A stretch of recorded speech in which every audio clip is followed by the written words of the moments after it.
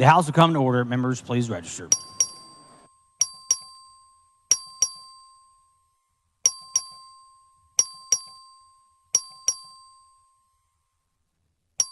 Have all members registered?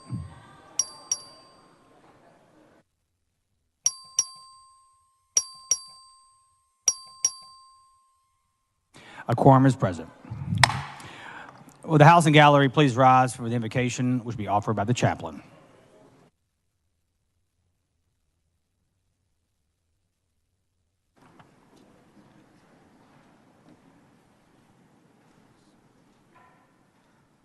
Almighty God, we acknowledge your power and praise you for your love. In the abundance of your generosity, we ask today for the gift of joy. Grant us the joy of knowing that you made us and sustain us in being, the joy of approaching you in prayer, the joy of trusting that your forgiveness is available to us whenever we humbly repent, the joy of knowing that our lives are not our own.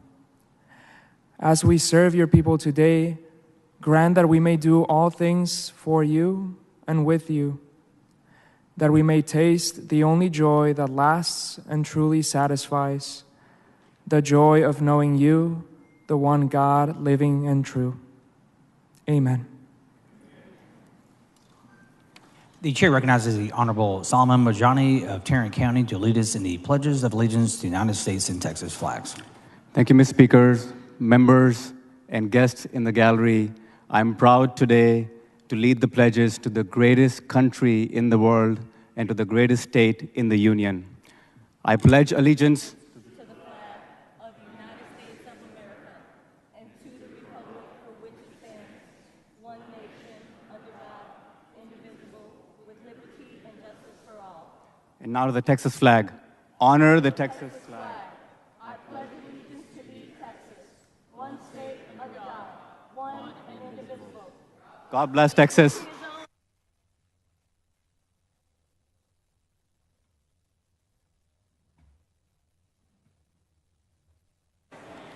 The chair will now hear excuses for absent members.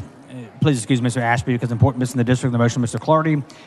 Please excuse Mr. Jones of Dallas for today and tomorrow because of important business in the district. And the motion of Ms. Davis is objection. Chair hears none, so ordered.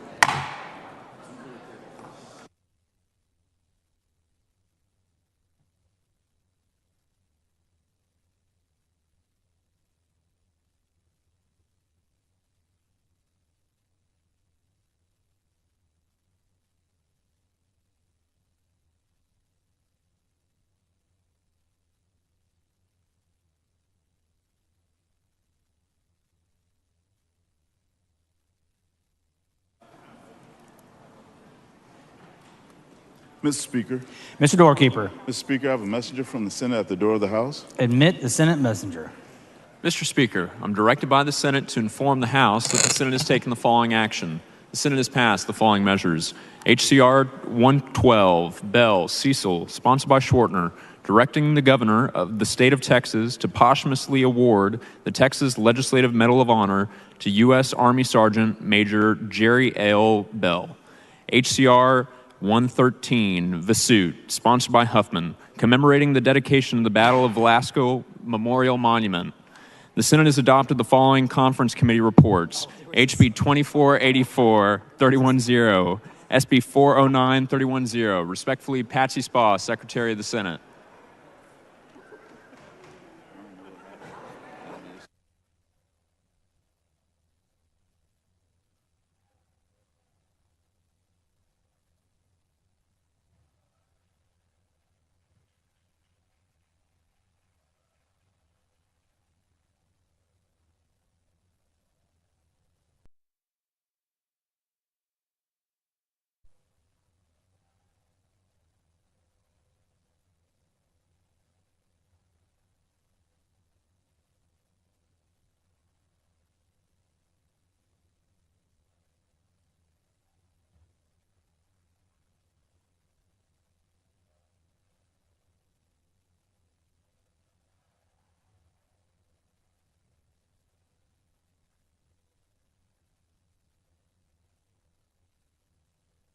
The chair is pleased to recognize Dr. Jessica Garcia from Houston as the Doctor of the Day.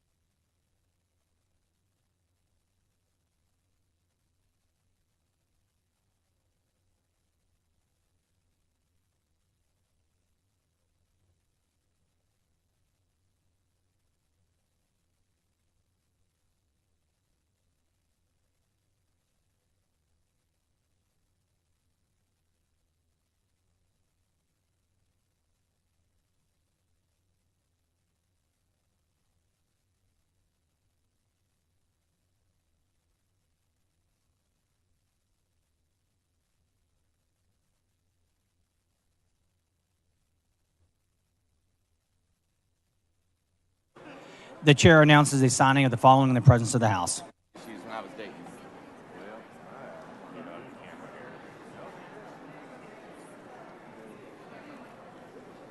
HB 113, HB 1227, HB 1275, HB 1363, HB 1368, HB 1432, HB 1466, HB 1506, HB 1577, HB 1583, HB 1589, HB 2285, HB 2416, HB 2920, HB 2961, HB 3613, HB 3623, HB 3744, HB 3808, HB 3824, HB 3917,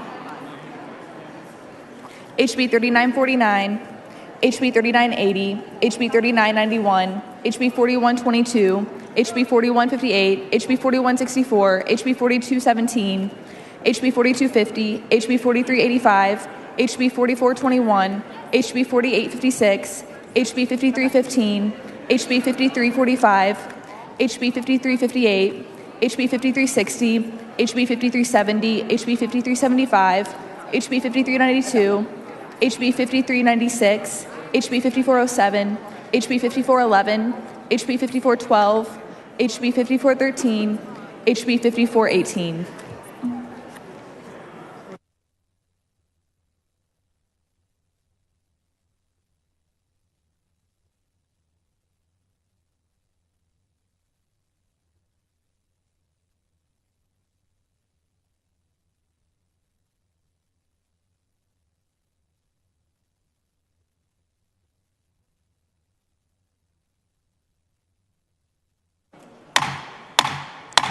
Members, please take your seats.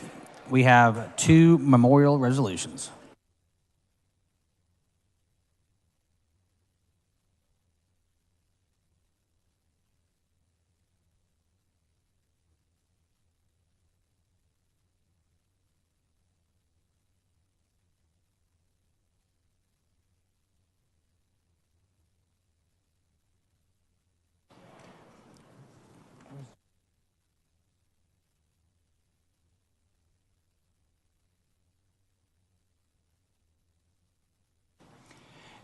The chair recognizes Ms. Jones of Harris for a motion.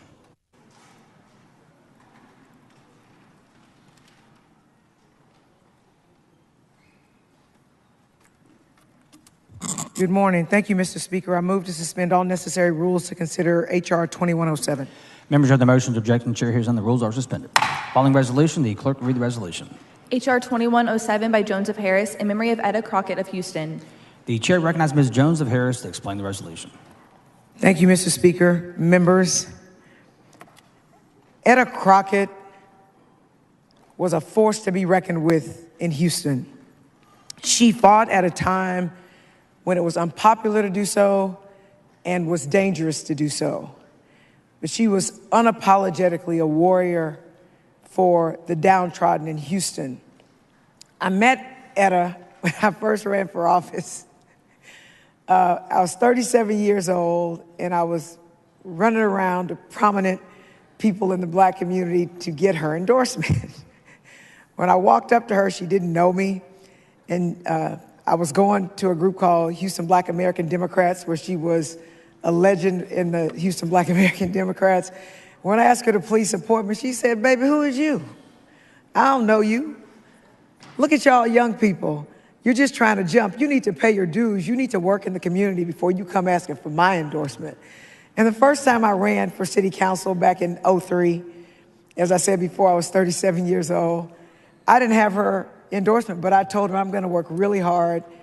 I'm going to make sure I'm visible. I'm going to work in the community, and one day I'm going to earn your endorsement, and I'm going to earn your support. I ran again 4 years later for city council, and since that day, Etta Crockett was a huge supporter of mine. She recently died.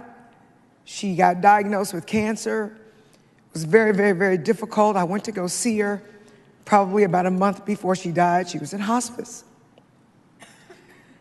And even though I knew that she was in hospice, She did not want to talk about herself. All she wanted to talk about was keep fighting.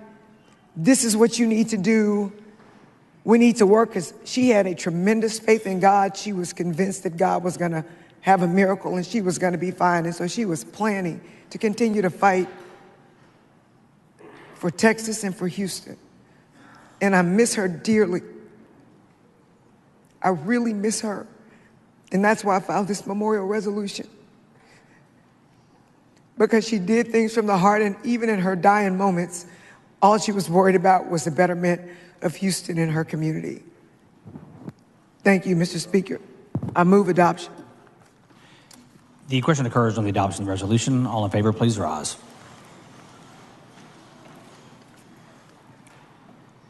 The resolution is unanimously adopted.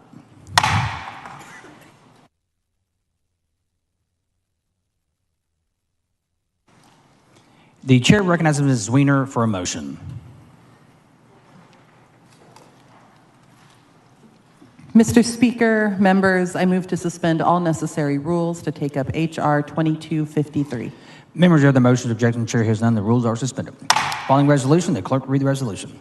H.R. 2253 by Zwiener, paying tribute to the life and legacy of Shirley Harris, the first black graduate of Texas State University in San Marcos.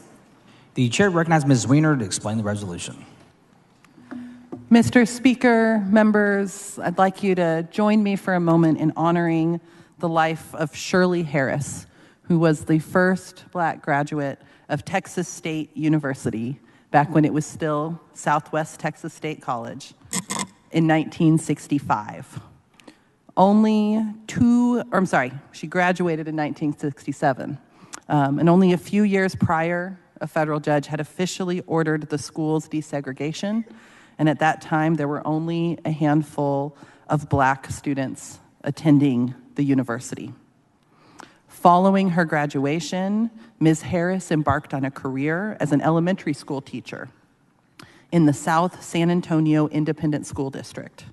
After a year, she moved to Briscoe Elementary School in San Antonio ISD, where she taught for more than 4 decades before retiring in 2011. Over the course of her 42-year tenure, she made a positive difference in the lives of thousands of young Texans. She passed away at the age of 73. At a time when the aspirations of black women were often impeded by racism, Shirley Harris fulfilled her ambition to obtain a degree and to become a teacher. And her courage and fierce determination are a source of lasting inspiration to countless men and women across the Lone Star State and beyond. This year, during their Black History Month celebration, Texas State Theater and Dance Departments had a performance, Young, Gifted, and Black, a Black History celebration. This year, they dedicated the performance to Shirley Harris. Her brother, Dwight, is joining us in the gallery at about 10 o'clock.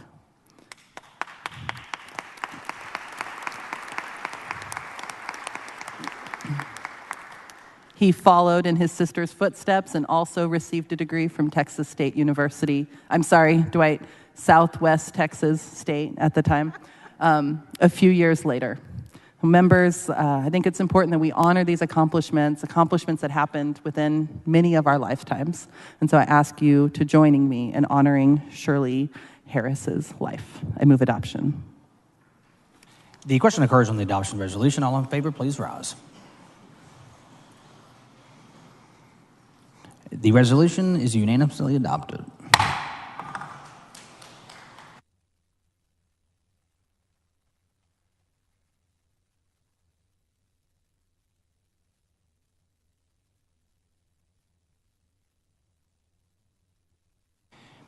The chair recognizes Ms. Thompson Harris for recognition.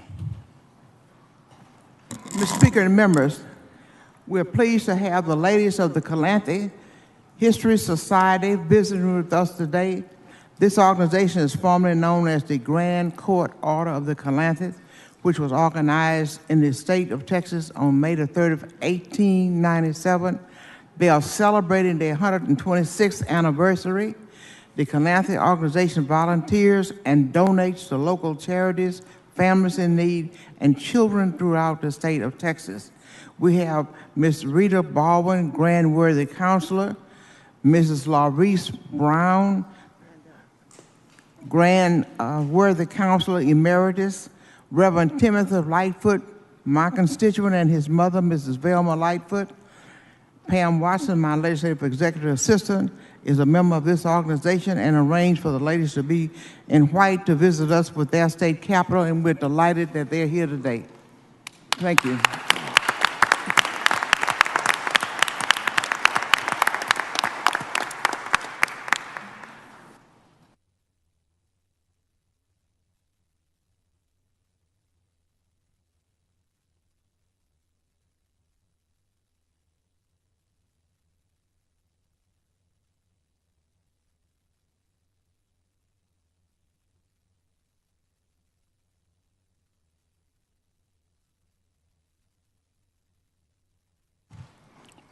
The chair recognizes Mr. Gerdes for recognition. Thank you, Mr. Speaker. Today is a very special day for my wife Sam and I as we celebrate our son's first birthday, Stanley Jr. And I wanted to bring him here to the House floor so y'all can help me wish him a happy birthday. Thank you.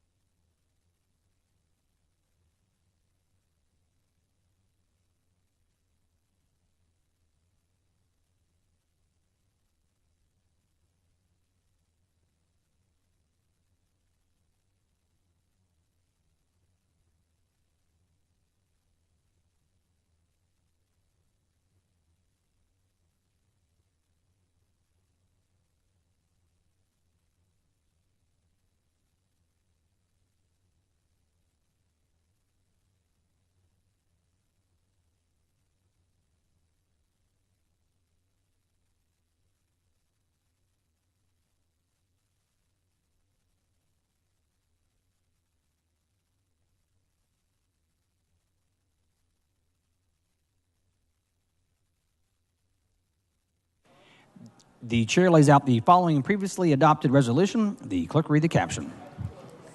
H.R. 1319 by Munoz, congratulating the Hidalgo Early College High School boys soccer team on winning the 2023 UIL 4A state championship. The chair recognizes Mr. Munoz. Thank you, Mr. Speaker and members. Today I have the honor of bringing some guests to the House. They're here on the dais and also in the gallery. They're the 2023 UIL 4A State Championship Boys Soccer Team. The Hidalgo Early College High School Boys Soccer Team played an incredible season. They made it not only through the playoffs, but worked tirelessly throughout the year to bring about this championship, not only for themselves, for their community, but the rest of the Valley. On April 14th, Hidalgo battled Palestine High School for the 4A crown. They took command early, they racked up 3 goals midway the first half, and they relied on their defense to seal the outcome. They were triumphant with a final score of 3-0. They also brought home the state championship for the second time, as they won it in 2009. They are led by their coaches and their many players that are here with us today.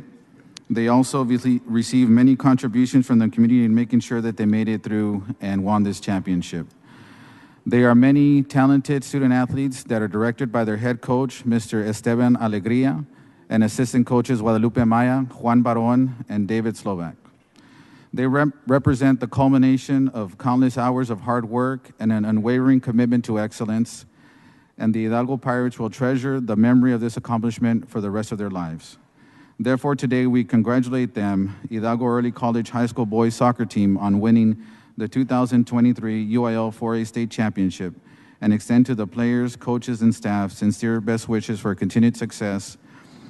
Here on the dais we have Mr. Gabriel Ordóñez, Reynaldo Cantú, Reynaldo Trevino, Anthony Nava, and Coach Esteban Alegria, and we also have the rest of the members of the team here in the gallery. If they can please rise and give them a round of applause. Congratulations.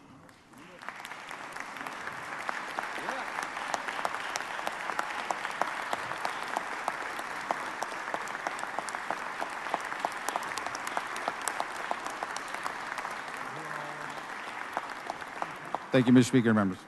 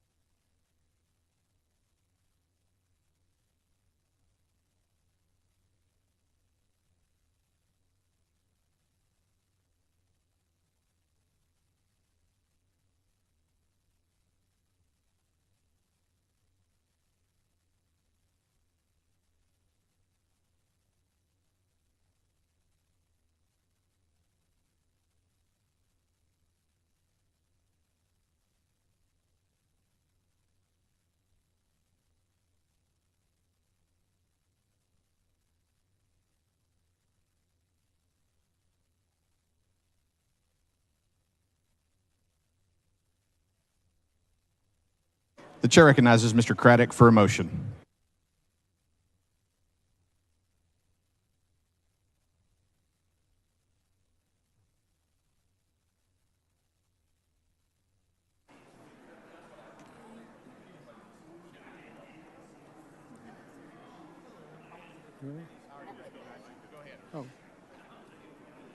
Mr. Speaker, members, I move to suspend all necessary rules, take up HCR 122.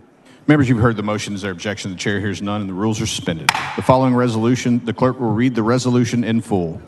HCR 122 by Craddock, whereas Don Ward is retiring as founding executive director of the One Call Board of Texas following 26 years of distinguished service in that role, and whereas the One Call Board of Texas, formerly known as the Texas Underground Facility Notification Corporation, was created to implement and oversee the statewide One Call excavation notification system established in 1997 through passage of the Underground Facility Damage Prevention and Safety Act, also known as the 811 Call Before You Dig Act. This legislation protects Texans when excavations are done near utility lines by requiring utilities to mark their facilities and obliging excavators to call 811 before they begin their work. And whereas Don Ward has served as executive director since the inception of the One Call Board, throughout his tenure, he has worked diligently and effectively with its governor-appointed members, utilities, and notification centers to ensure the safety of the public. And whereas a native of Bryan, Mr. Ward grew up in Houston and graduated from Lamar High School, he transferred from Texas A&M University to Sam Houston State University to pursue his rodeo career in bull riding, and he was eventually inducted into the Texas Rodeo Cowboy Hall of Fame for his graduate studies. He returned to Texas A&M, and whereas in 1980, Mr. Ward was recruited by the Brazos County District Judge to serve as an aide and driver for Senator Bill Moore's campaign. The following year, he joined the Legislative Budget Board as a budget examiner. He went on to work in public policy advocacy for a number of associations, among them the Texas Good Roads Association, the Texas Veterinary Medical Association, and the Texas Pest Control Association. And whereas in all his endeavors, Mr. Ward benefits from the love and support of his wife, Leslie Ward. They are the proud parents of 3 children, and he plans to spend his retirement on their ranch and join the company of his 10 grandchildren. And whereas through his longstanding commitment to the vital mission of the One Call Board, Don Ward has contributed significantly to the safety and well-being of his fellow Texans as he embarks on the next exciting chapter of his life. He may indeed reflect with pride on his accomplishments. Now therefore be it resolved that the 88th Legislature of the State of Texas hereby congratulate Don Ward on his retirement as Executive Director of the One Call Board of Texas and extend to him sincere best wishes for continued happiness, and be it further resolved that an official copy of this resolution be prepared for Mr. Ward as an expression of high regard by the Texas House of Representatives and Senate. The chair recognizes Dean Craddock to explain the resolution. Mr. Speaker, members, you've heard the resolution, and it's honoring Don Ward for all the things he's done for the state and the support through the years. And I've got to tell one favorite story of mine. Don's probably going to never speak to me again on this, but Charlie Guerin and I decided that this was fine. So my favorite story of Don is, if you ever meet Don and he's wearing a tie, what you need to do is, he can't ever get a tie to come out even, so he takes and cuts the back part off so that they're even. And I think Leslie, his wife, threw away all the ones he's cut in the past, but anyway, it's a fun story. And so his story between he and I flip his tie every time I see him. I suggest you do that when you see him. Yeah, he may never wear another tie after today since he's retiring, but Don, we want to thank you for everything you've done for all the members of the House that know you, and a lot of them are standing up here just because they want to say thank you for everything you've done for all of us, and thank you for what you've done for the state. Mr. Speaker, I move adoption. The question occurs on the adoption of the resolution. Is there any objection? The chair hears none. The resolution is adopted. Mr. Guerin moves to have all members' names added. Is there objection? The chair hears none. So ordered. Mr. Speaker, members, I'd like for Don to stand up here on the right side of the gallery and y'all to recognize and he's showing the back of his tie, and he didn't cut it today. He already I checked. And Leslie must have tied it. And Leslie must have tied the tie this morning, but anyway. But I'd like for all their family to stand real quick and welcome them to our gallery. Thank you very much.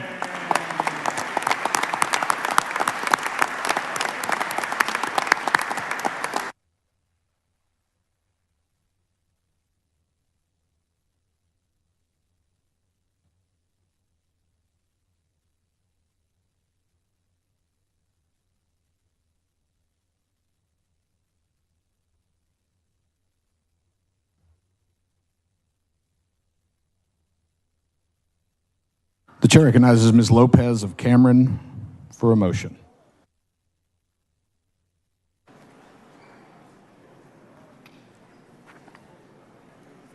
Thank you, Mr. Speaker. I move to suspend all necessary rules to take up H.R. 2284.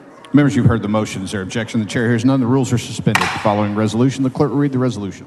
H.R. 2284 by Lopez of Cameron, congratulating the Harlingen High School JROTC drill team on winning the Division III unarmed overall title at the 2023 National High School Drill Team Championship. The chair recognizes Ms. Lopez of Cameron to explain the resolution.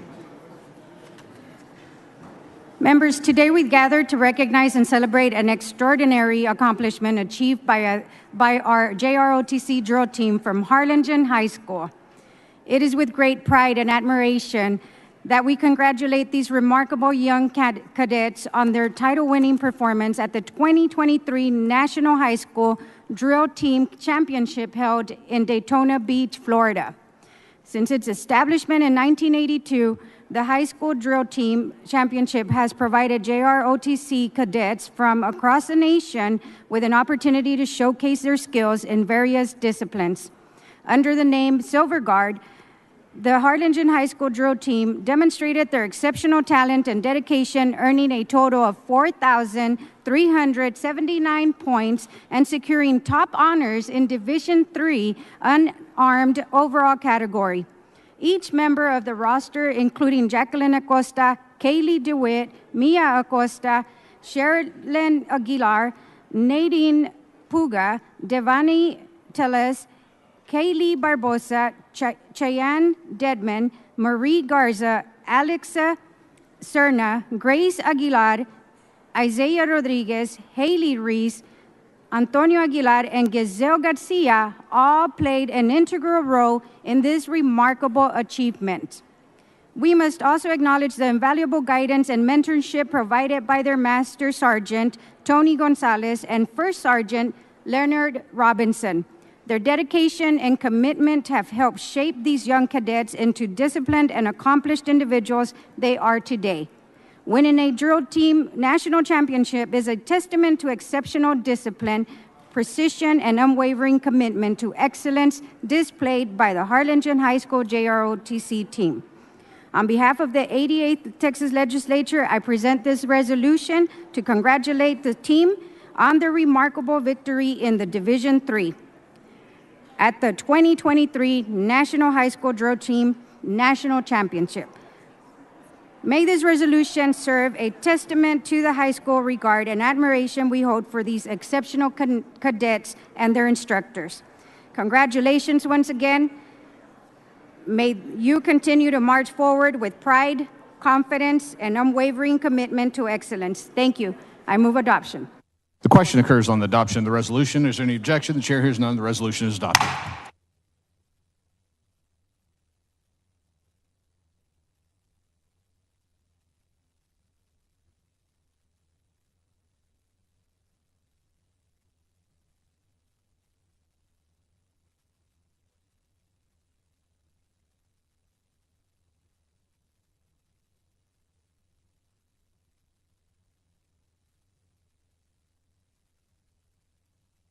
The chair recognizes Ms. Lopez for a motion. Mr. Speaker, thank you. I move to suspend all necessary rules for H.R. 2281. Members, you've heard the motion. Is there objection? The chair hears none. The rules are suspended. Following resolution, the clerk will read the resolution. H.R. 2281 by Lopez and Cameron, congratulating Captain Gualberto Torres on his retirement from the Harlingen Fire Department. The chair recognizes Ms. Lopez of Cameron to explain the resolution.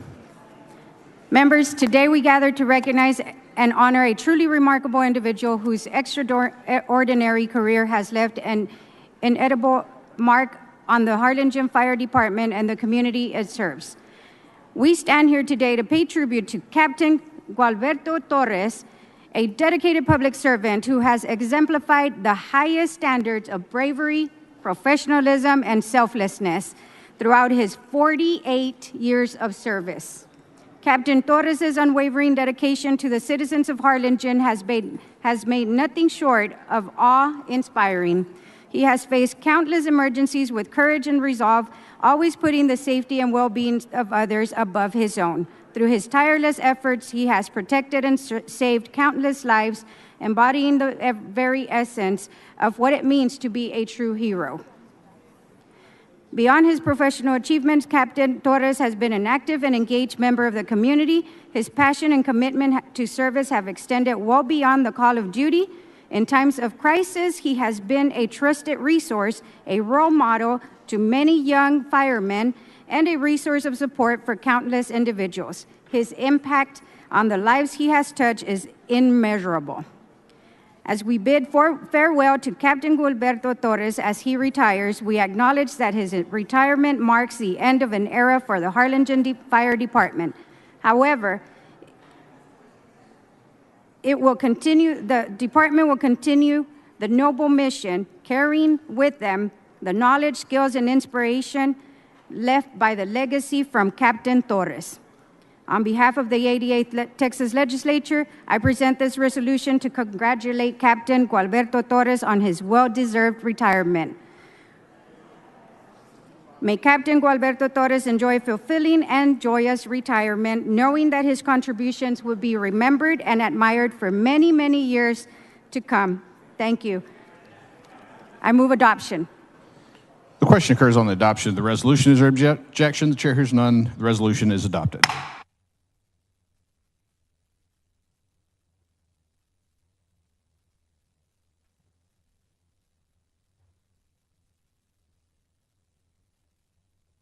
The chair recognizes Mr. Harless for a motion.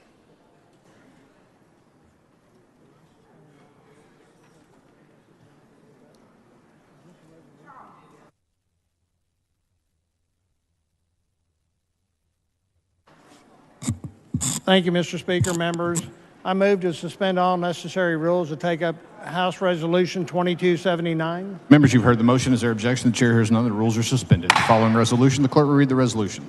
H.R. 2279 by Oliverson, recognizing the Civil Air Patrol and the Texas Wing for their service to the citizens of Texas. The chair recognizes Mr. Harless to explain the resolution. Thank you, Mr. Speaker. I'm doing this for my good friend, Dr. Tom Oliverson. Today, we're here to honor the Civil Air Patrol, specifically the Texas Wing, for rendering exceptional service to the citizens of this state. The Civil Air Patrol was founded in 1941 and designated as the official auxiliary to the United States Air Force 5 years later. For over 8 decades, the Civil Air Patrol has conducted search and rescue, disaster operations, relief missions, and even played a part in the national COVID-19 response. The Texas Wing of the Civil Air Patrol assists state agencies, the Coast Guard, the National Guard, FEMA, local first responders. The wing consists of over 1,800 senior members, 2,200 cadet members, 36 aircraft, 45 vehicles, and 600 radio stations.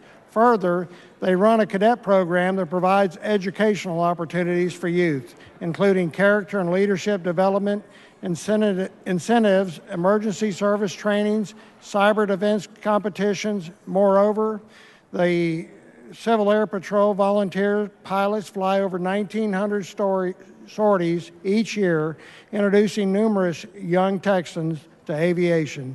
A part of that includes supporting Texas teachers, students, schools across the state through aerospace and educational programs, teacher orientation, flights, and STEM kit aviation. What makes this even more extraordinary, these key members are volunteers, and they selfishly give their time and energy towards the safety and welfare of all Texans. It's a huge commitment, and I'm proud to honor them today. Congratulations to all of them for their work done to educate and take care of all Texans. Members, help me welcome them to their Texas Capitol up here in the gallery.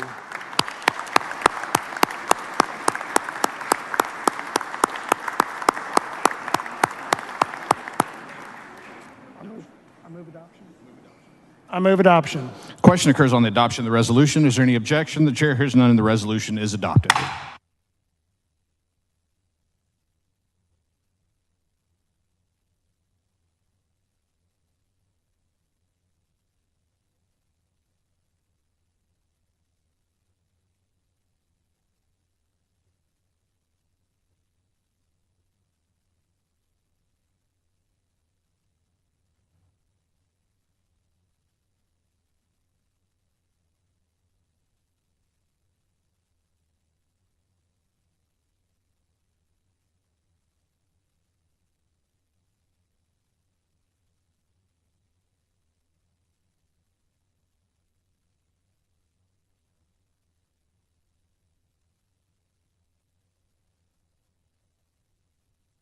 The chair recognizes Ms. Goodwin for a motion.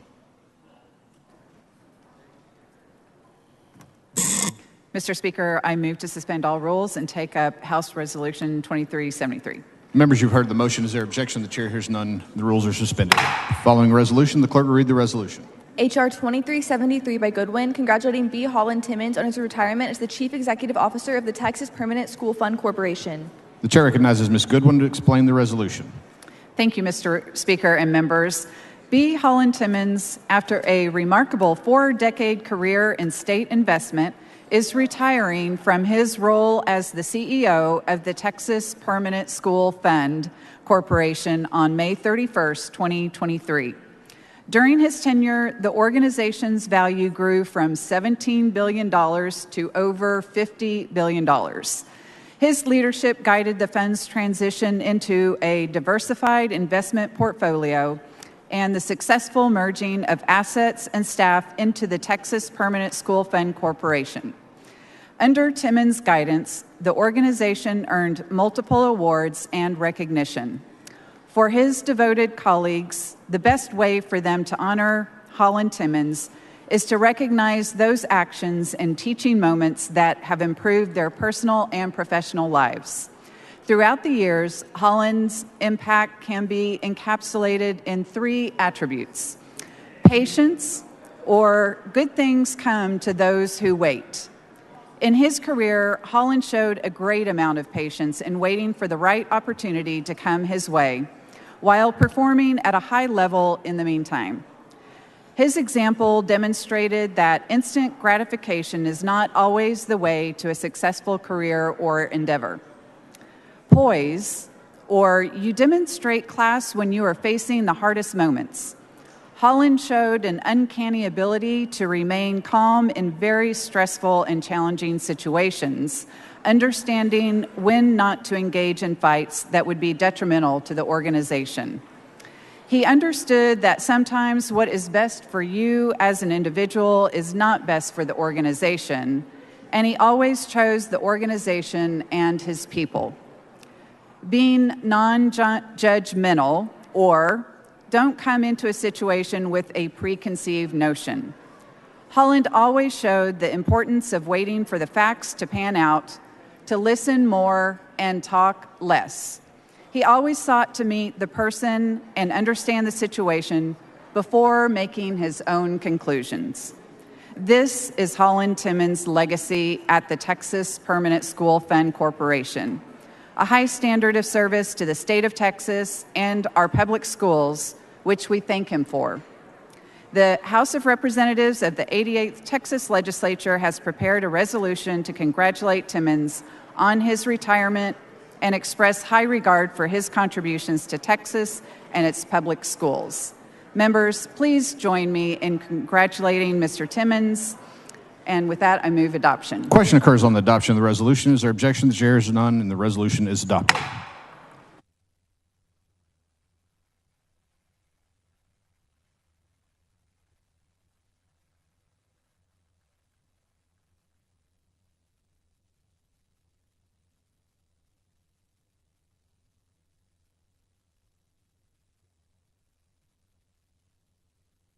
The chair recognizes Ms. Goodwin for recognition.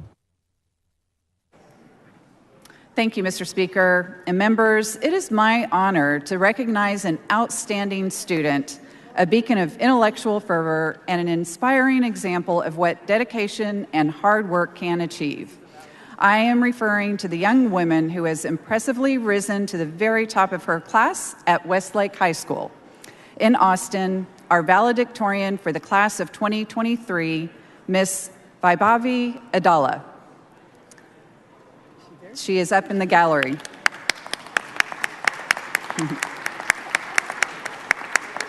During her years at Westlake High, Vaibhavi earned the respect and admiration of her teachers, her classmates, and the community at large.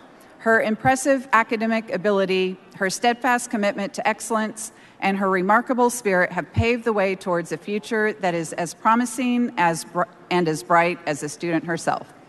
The state of Texas stands proud today, witnessing the emergence of an extraordinary young individual who, through her dedication and efforts, has truly made a difference in her community. Therefore, it is with great pleasure that I present this resolution to congratulate Ms. Adala on graduating as the valedictorian of Westlake High School of 2023. We commend your achievements and extend our sincerest best wishes for your continued success. As you embark on the next exciting chapter of your life, remember that your potential is limitless and your future is bright. Members, please join me in congratulating Ms. Adala.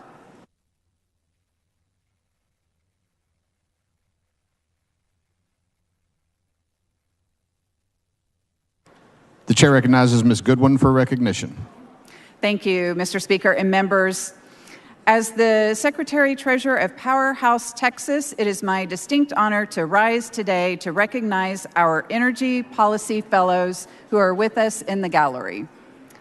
Powerhouse, Texas is a nonpartisan nonprofit founded last year by the Texas Energy and Climate Caucus with the mission to educate and cultivate policy leaders who will promote energy innovation, security, and sustainability. To that end, Powerhouse, Texas recruited 6 energy policy fellows with strong STEM backgrounds and placed them in 3 Republican offices and 3 Democratic offices, working on energy policy this session. As I call out the name of each of our fellows, I invite the members whose offices they were in to speak a few words. I am first going to recognize each of the fellows, and then we'll turn it over.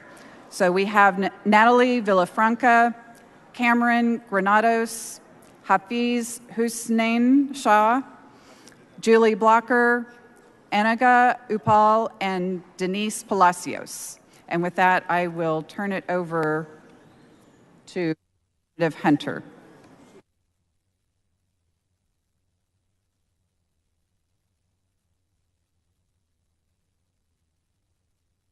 The chair recognizes Mr. Hunter. Thank you, Mr. Speaker, members. And I want to thank Cameron Granados. Cameron worked with us on state affairs, has been a tremendous help in our office. Cameron will be getting her master's at Baylor. Cameron, you've been great. You've helped us all the way. You've learned everything from grid to the legislative process, and we appreciate you, and you'll always be part of our office. Thank you, Cameron. The chair recognizes Mr. Darby. Thank you, Mr. Speaker, members. It's my privilege to recognize the fellow that served this session with me, Hafiz Shah. Hafiz is a double major pursuing his MBA and PhD in wind science and engineering from Texas Tech University. He is an entrepreneur, project developer, and over 12 years experience in the manufacturing, construction, and wind industry, and he plans to start his own consulting practice after this fellowship. Hafiz, you're a wonderful addition to my office, and thank you for your service during the 88th legislative session. Thank you. The chair recognizes Mr. Bell of Montgomery. Thank you, Mr. Speaker. Members, please join me in recognizing my energy policy fellow, Anaga Upal. She has been involved in renewable energy and sustainability since college. After time spent in academia with nonprofits and at the UN, she made it to the Capitol to serve as my environmental energy policy analyst. She's a data scientist and a project manager who's passionate about the intersection between computation and quantitative human experience. And she always appreciates the opportunity to discuss immigrant experiences. She's a dynamic lady who I've greatly enjoyed our conversations. She focused on TERP and other policies at my office. She was a great help to me and to the office. I greatly appreciate her contributions to this session. Thank you, Anaga Upal. The chair recognizes Mr. Enchia. Thank you, Mr. Speaker and members. It is my extreme good fortune to be able to recognize my Powerhouse fellow, Natalie Villafranca. Now, let me tell you, I first got to spend time working with the Villafranca family, who are a pillar in the Farmers Branch community that I've had the fortune of representing for 20 years. And it was never in my wildest dreams that I'd have the fortune of working with Natalie in our office.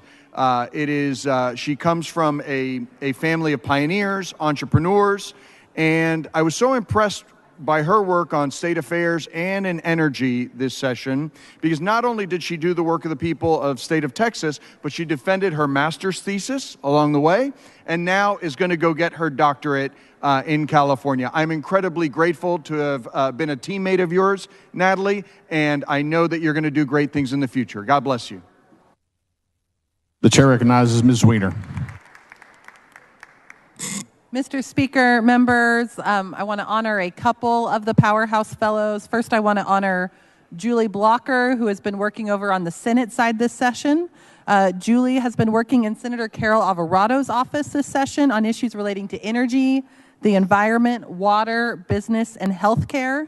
Additionally, she staffed Senator Alvarado on the Senate Committee on Natural Resources and Economic Development. Julie is a recent graduate from the University of Texas with a BA in Sustainability Studies and a minor in Business and Public Policy. She has private sector experience in corporate sustainability and strategy and a passion for connecting government, industry, and communities. And then I also want to honor the fellow who worked in my office this session, Denise Palacios. Denise is a community organizer and avid tweeter from the Rio Grande Valley and has been working both in my office and on the Texas Energy and Climate Caucus on legislation related to carbon accounting, water, electric vehicles, and more. She also staffed me on the House Natural Resources Committee and helped prepare talking points, policy memos, and amendments in that capacity. Denise will be presenting at the Hispanics in Philanthropy Conference in California on her climate organizing works later this summer. And the need for greater investment in Texas youth. Denise, it has been a privilege to watch you grow from an activist into a policy wonk this session, and I've enjoyed having you in my office. And to all of the policy fellows, we are all excited to see what y'all do next. Members, can y'all please join us in congratulating the 6 policy fellows of Powerhouse, Texas?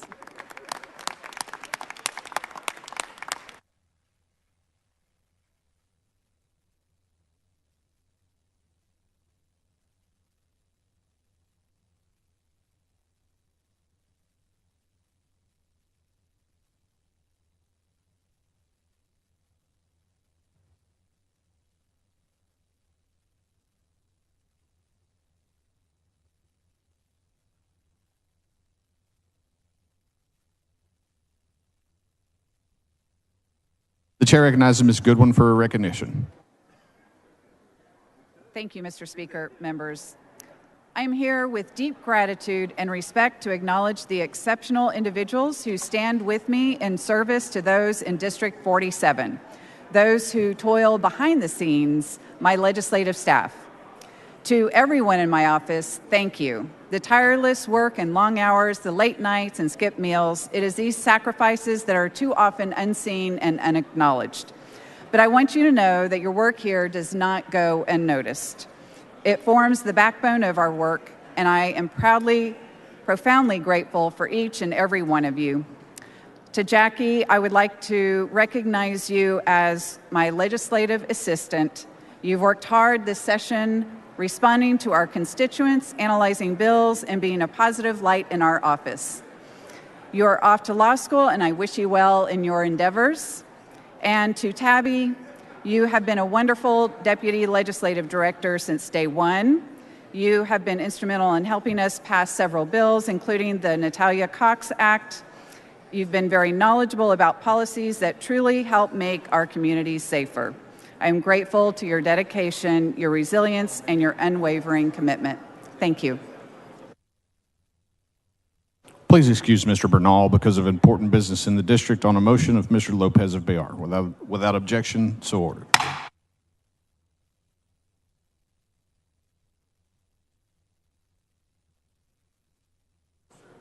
Chair recognizes Mr. Wally for recognition. Thank you, Speaker Harris. And members, I want to take a minute to recognize a great group of young people that form Team Wally. First, I want to recognize the Legislative Study Group.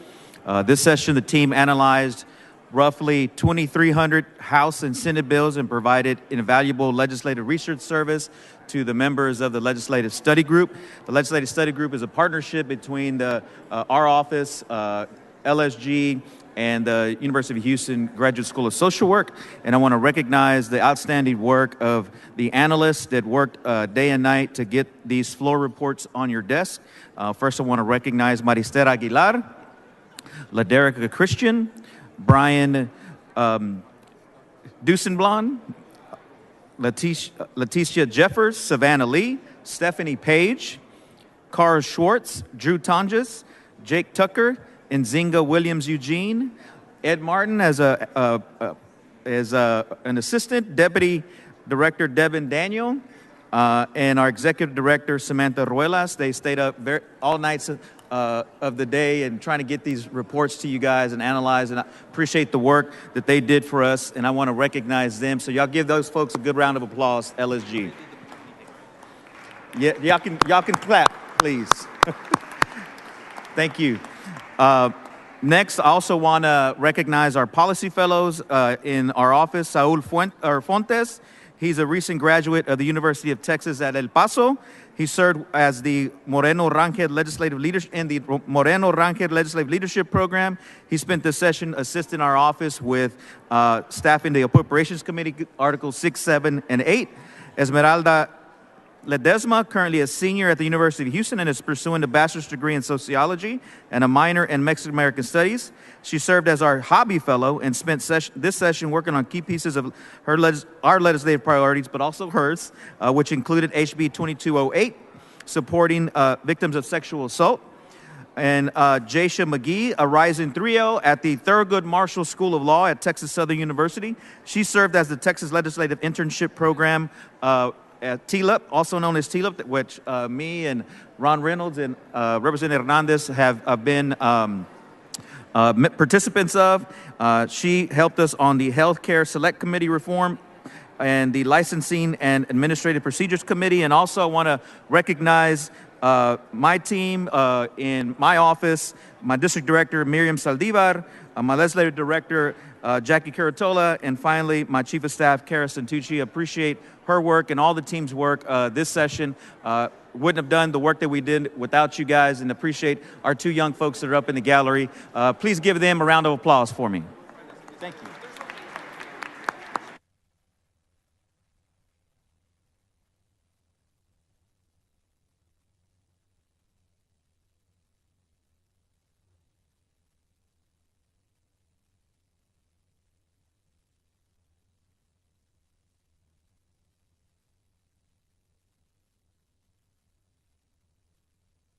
The chair recognizes Ms. Flores for a motion.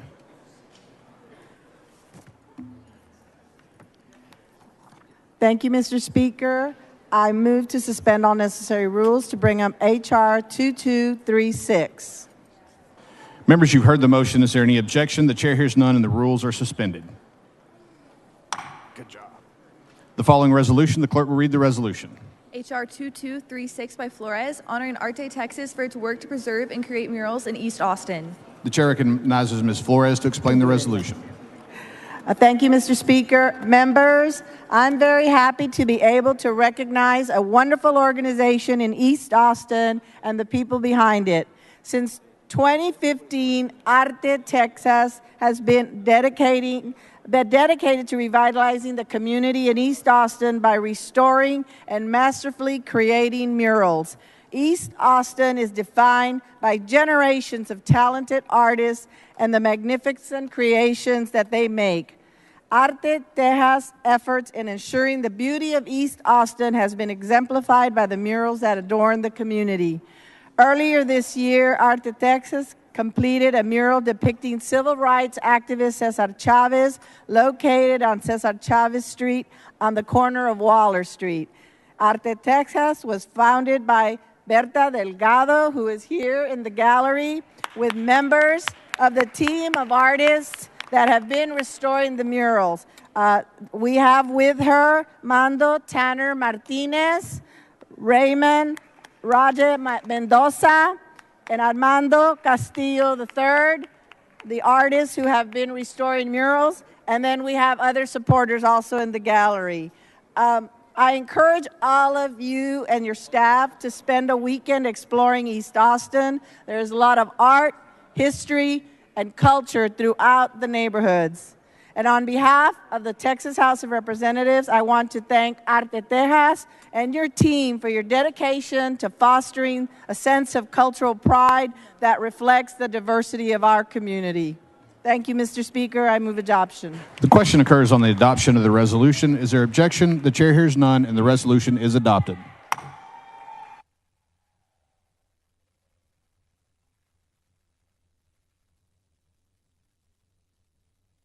The chair recognizes Ms. Flores for recognition.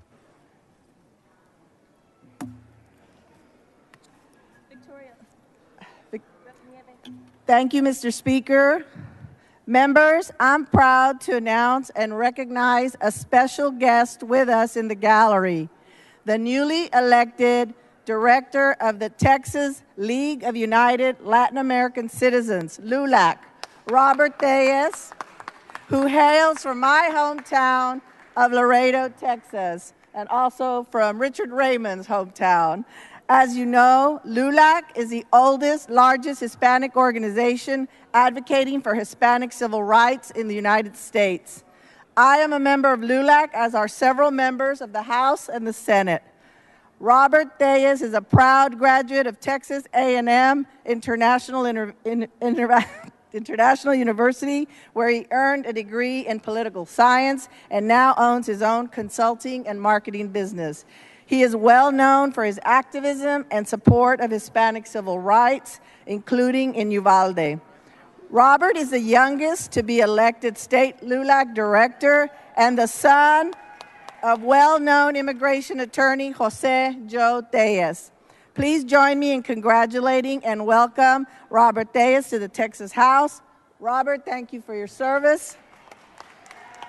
And joining Mr. Reyes is Gloria Leal, the first woman appointed General Counsel by National LULAC, and Stacy Lopez and Fidencio Acevedo, both presidents of LULAC councils here in Austin. Welcome. Thank you, members.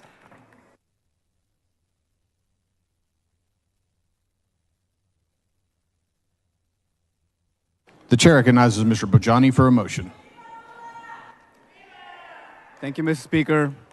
I would like to suspend all necessary rules to take up House Resolution 2304.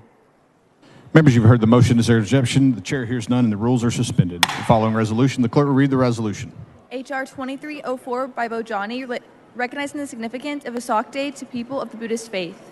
The chair recognizes Mr. Bojani to explain the resolution. Thank you, Mr. Speaker. Members, I want to recognize Vesak Day, which is one of the most essential and sacred holidays for the Buddhist community across Texas and the world. Vesak celebrates three crucial moments in the Buddha's life: the birth of Buddha, the enlightenment of Buddha, and the death of Buddha. The teachings of the Buddha and his message of compassion, peace, and goodwill have moved millions to strive for inner peace and to demonstrate greater kindness, tolerance, and understanding of these lives. Buddha's teachings have touched my life too, when I participated in a 10-day meditation course called Vipassana Meditation. It was a life-changing experience, one that has improved my relationship with my family, with my friends, and frankly, everyone I interact with. I'm honored to recognize this holy day on the floor of the Texas House. The chair recognizes Mr. Wu. Thank you, Mr. Speaker. And members, I just want to, take the time to share a little love with the Buddhist community in this great state of Texas. This is often a community that is there, but doesn't often get recognized. They're not loud. They're not out there, but they make up a significant portion of our community. And especially considering that Asian Americans are the fastest growing community in the state of Texas, they are a growing community. And even within the Buddhist community, their diversity is incredible. There's Buddhists from countries all over Asia, and they celebrate different holidays. They celebrate their holidays in different ways. And I would encourage you to take the time to reach out to them, even if they don't always reach out to you, and to understand their community and to welcome them into the great state of Texas and share our community with them as well. And with this, we join with Representative Bojani to wish them a very happy holiday. Chair recognizes Representative Bojani. Happy Vesak to all those celebrating. Mr. Speaker, I move adoption. Question occurs on the adoption of the resolution. Is there objection? The chair hears none. The resolution is adopted.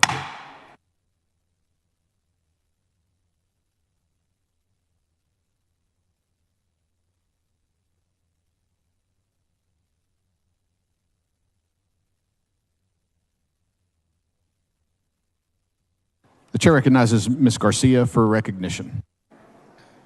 Thank you, Mr. Speaker. Members, today I am honored to share with you one of my experiences in the military. Please just give me a couple of seconds to formulate my delivery here. But in 1999, I was stationed in Ramstein Air Force Base, Germany. While stationed there, and as a new mother to my son, who was also born in 1999, I was hand-chosen to travel to Cameroon, Africa, to serve in a medical humanitarian mission. I'd love to just describe to you what this looked like. Somebody like me who grew up watching National Geographic, who grew up reading the Encyclopedia Britannica, I had the opportunity to visit the motherland. Let me say that one more time. I had the opportunity to visit the motherland of Africa, and let me tell you about that experience. It was beautiful, it was culturally amazing, and it was heartbreaking because our mission there was to serve as medical humanitarians. One thing that people don't know is during that time of our service, Cameroon was at civil war. Cameroon, Africa, where I was assigned to give dental treatment, medical treatment, as well as life-saving treatment to Cameroonians who did not have access to medical or dental treatment. While I was there, these individuals who were just fighting to live their lives free and at peace were under attack by the Boko Haram. The Boko Haram is an extremist group who put fear into the lives of Cameroonians. And it's so important that I share this whole story with you because as military, when we go to these countries and we're providing these humanitarian efforts, oftentimes we're left with the thoughts, what happened to those people? Sometimes we know exactly what happened because the news tells us all the horrifying and terrific horrifying and terrifying stories. But today I'm here to tell you about somebody who was able to escape the horrors of the Boko Haram in Cameroon and find freedom and peace with us right here in the United States. So I would love to say Jamna, Jam Kodume, and I'll even throw in Go Odidi Tati Naijoy. And I know that it sounds like I said some amazing things, but what I did was try to learn every word I could in for full day when I was in Cameroon so that the people we were there to serve know that we cared and we loved for them. And today we have Miss Sylvie Bayo of the Cameroon American Council who is helping us recognize Cameroonian Heritage and Diaspora Month. You see, the Lone Star State is home to generations of Texans who take great pride in their Cameroonian roots. I've had the privileges of experiencing the culture firsthand, and I hope that this recognition provides an opportunity to highlight this community's important contributions and prosperity to the cultural vibrance of our state of Texas. Cameroon is experiencing multiple humanitarian crises, including armed conflicts between state and non-state forces, crackdown on basic freedoms by their government. Cameroonian immigrants also face unique barriers and racial biases, and that these things can limit them from seeking asylum here in our wonderful country. This is a grave consequence upon the Cameroonian community, and it is people like Sylvie Bello who are there for the families who face regular incarceration, torture, and other abuse upon deportation. I want to recommend this organization or commend this organization for pushing for the greater good and protection of Cameroonian asylum seekers who are now Americans. Members, join me in welcoming Ms. Sylvie Bello to her state capitol.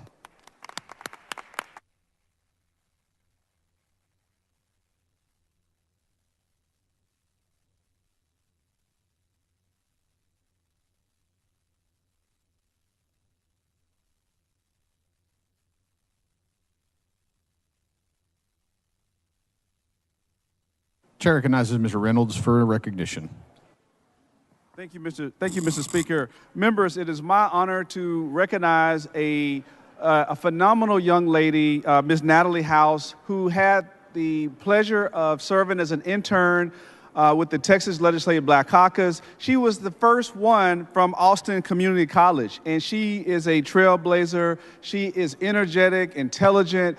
She made significant contributions. As chair of the Texas Legislative Black Caucus, she worked directly with our caucus with respect to communications and messaging, and she provided pivotal role in the caucus activities this session under the direction of our Executive Director, Miriam. So, Natalie, would you please stand and be recognized? We want to thank you and commend you for your tireless service, all of the dedication, all of the hard work. I know you have a very, very bright future, and we're so grateful that Austin Community College chose to select you as an intern. I think it opened up a great partnership between the Texas Legislative Black Caucus and your university, and you represented with distinction. So congratulations.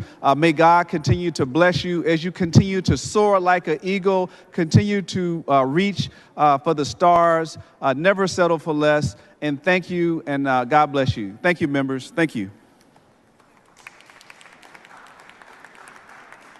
The chair recognizes Ms. Meza for a recognition. Thank you, Mr. Speaker, and also Madam Parliamentarian for allowing me this opportunity to do a gallery recognition.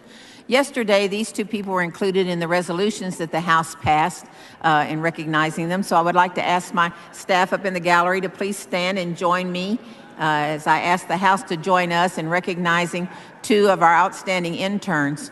One of these interns was an unpaid intern who came over to our office from the University of Texas and worked with us every day. I'm talking about Matthew McCoy. Matthew's very active politically on the University of Texas campus, and he brings that activity and that interest in politics to our office. He worked on our constituency letters and made them personalized, no templates from Matthew. He studied what the issue was that they were asking about, gave what my response or my position was on the issue, and also gave them the status of the bill. So very personalized letters to the constituents. So I appreciate him for all his hard work and his interest and his research that he did in helping us out in the office in that regard. The other intern I want to recognize is our Malc intern, Eloy Barrera. Eloy, thank you. Eloy is our Malc intern, the Mexican-American Legislative Caucus.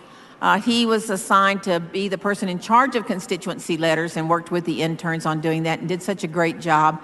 He was also my staff person for environmental reg, and he was our representative for Uvalde. Eloy is the son of Uvalde. He represented us at the anniversary vigil a couple of nights ago. When you have something as important as an anniversary vigil, you want to send your best. In this case, the best was not me as the state rep. The best was Eloy as the son of Ubalde representing our office there. So thank you so much to both these gentlemen for all your contributions to our office and making our office a success and helping the state legislature. And to all of you here on the House floor, watch out for these guys. They might be serving with you in the near future. Thank you.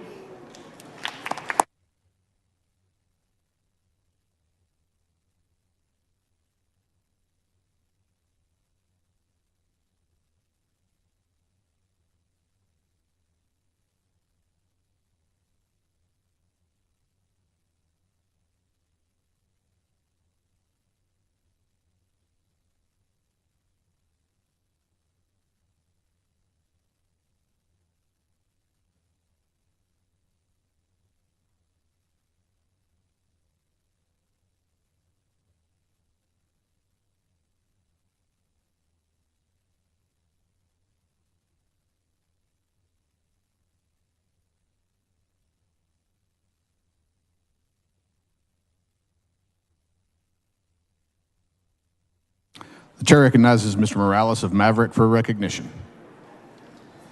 Thank you, Mr. Speaker.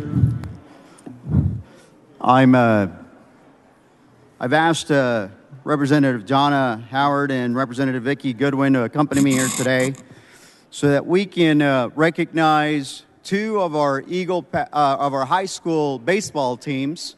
It's the Eagle Pass High School baseball team along with Westlake's. They are 2 of 16 teams that are left in the baseball tournament for the state. So we wanted to recognize their efforts. We wanted to make sure that they know that their representatives are fully supporting them. We wish them the best. They played yesterday, and it's the best of 3 series. Westlake's won 7-2. I know, but the Eagle Pass Eagles are now here in Austin, about to play they started playing right now at 2 o'clock. And if they're successful in winning, then 30 minutes later, they're supposed to play the third and final game. Eagle Pass has a record of 27-11. Westlakes has a record of 37-4. And again, there are 2 of the last 16 teams left in the 6A regional, and they're playing the regional semifinal game. I'm going to hand it over to Ms. Goodwin and Ms. Howard so that they can have a few comments. But just want to wish the Eagle Pass Eagles, all the students, the team players, and the coaches and Coach Reynald Mendoza the best in today's games. Thank you. The chair recognizes Ms. Howard. Okay. Thank you, Mr. Speaker. Thank you for this recognition.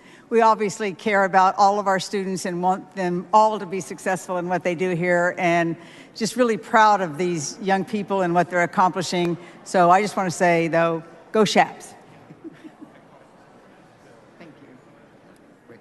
Thank you for doing that. Thank you. Thank you. You want to do it too? No.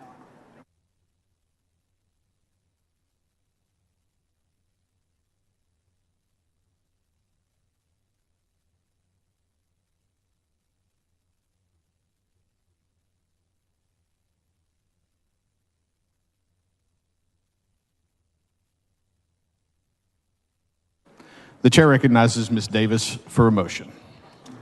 Thank you, Mr. Speaker. Members, I'd like to suspend all necessary rules to take up House Resolution 2233. Members, you've heard the motion. Is there an objection? The chair hears none. The rules are suspended. The following resolution, the clerk will read the resolution. H.R. 2233 by Davis, congratulating Brian Beck Smith of DeSoto High School on being named the 2023 Secondary Teacher of the Year in the DeSoto Independent School District. The chair recognizes Ms. Davis to explain the resolution. Thank you, Mr. Speaker. Move adoption.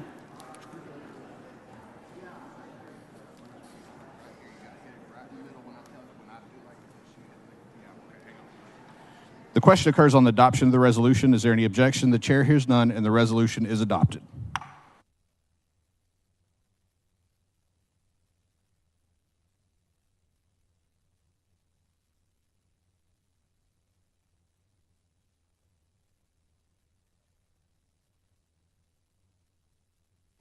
The chair recognizes Ms. Davis for a motion.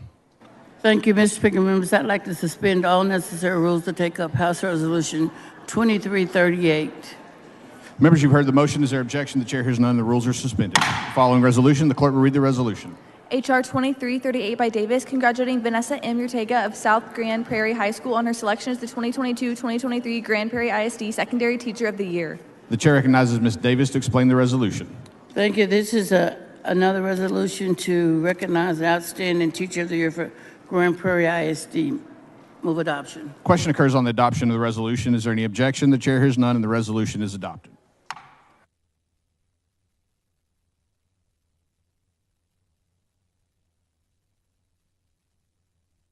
The chair recognizes Ms. Davis for a motion. Thank you, Mr. Speaker. I'd like to suspend all necessary rules to take up House Resolution 2252. Members, you've heard the motion. Is there objection? The chair hears none. The rules are suspended. Following resolution, the clerk will read the resolution. H.R. 2252 by Davis, congratulating Jamesia Richardson on her selection as the 2022-2023 DeSoto ISD Elementary Teacher of the Year. The chair recognizes Ms. Davis to explain the resolution. Thank you, Mr. Speaker. Members, this is a resolution to recognize the Elementary Teacher of the Year for DeSoto ISD. Move adoption. Question occurs on the adoption of the resolution. Is there any objection? The chair hears none. The resolution is adopted.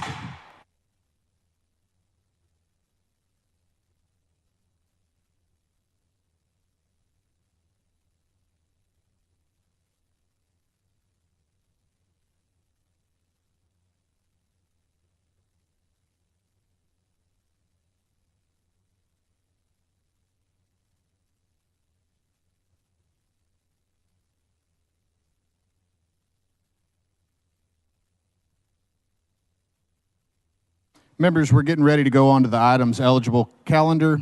If you have a bill, please be ready.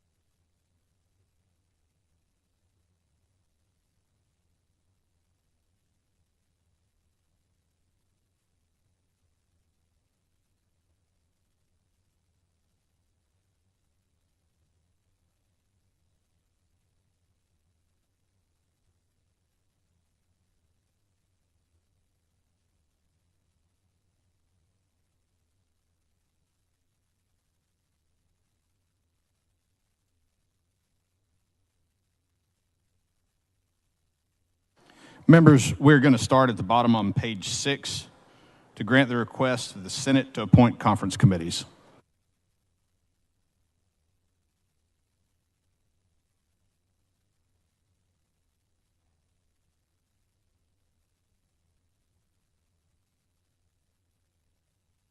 Mr. Shaheen? Is Mr. Shaheen on the floor of the House?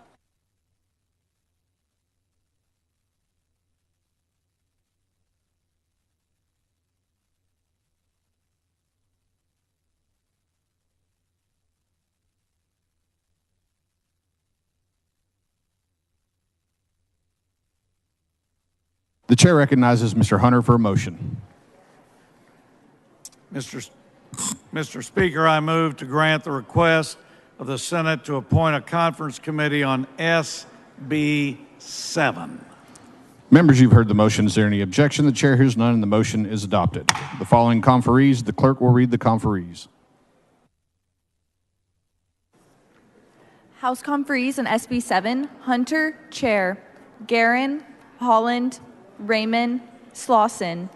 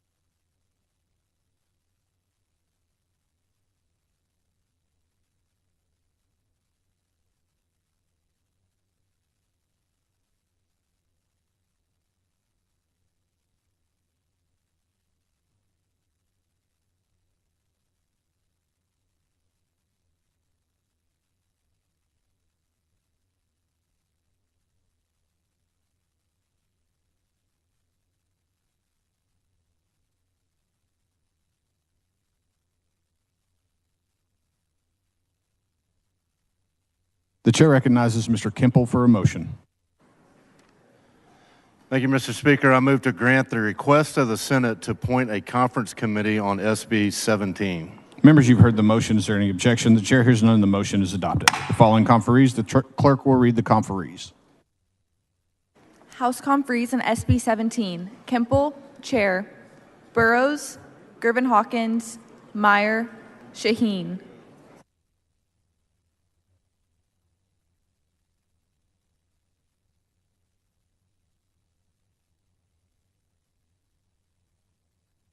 Is Mr. Lozano on the floor of the House?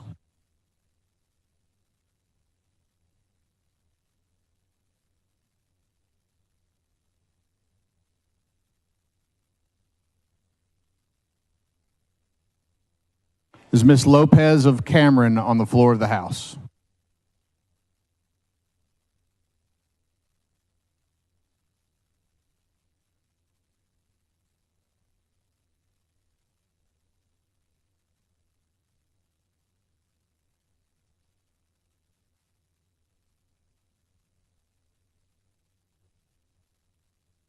The chair recognizes Mr. Lozano for a motion. Mr. Speaker, I move to grant the request of the Senate to appoint a conference committee on Senate Bill 29.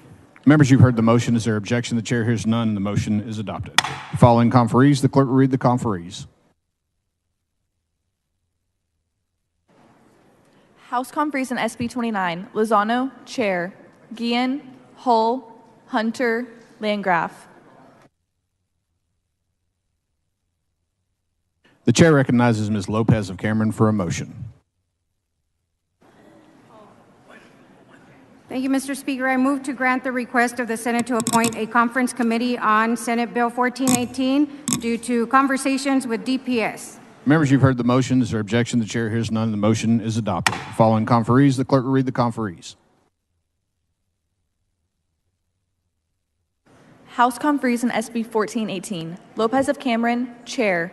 Canales, Lujan, Ordaz, Rainey.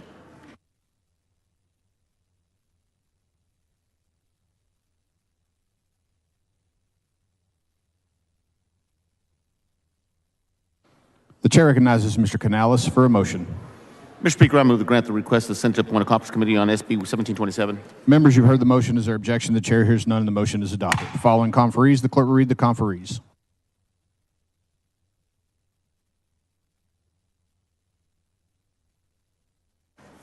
House Conferees on SB 1727, Canales, Chair.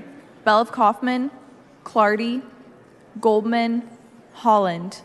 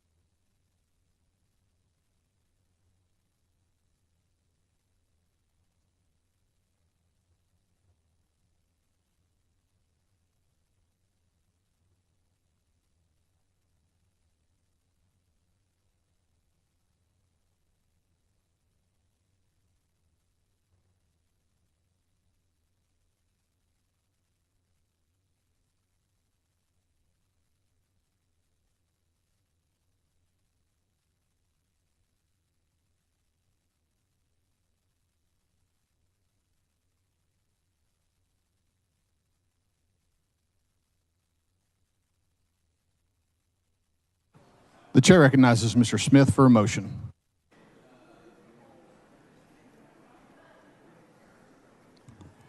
Thank you, Mr. Speaker. I move to grant the request of the Senate to appoint a conference committee on SB 1933. Members, you've heard the motion. Is there objection? The chair hears none, and the motion is adopted. Following conferees, the clerk will read the conferees.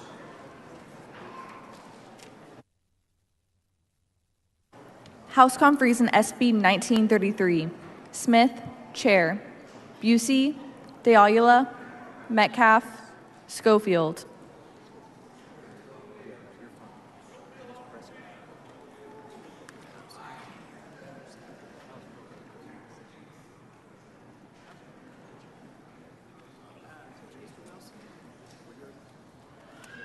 Mr. Wilson.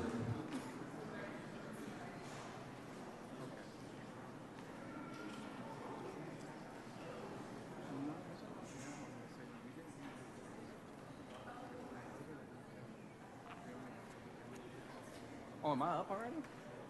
Just on approving the Senate's request.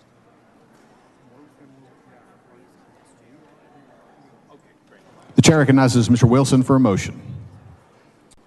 Mr. Speaker, I move to grant the request of the Senate to appoint a conference committee on SJR 81.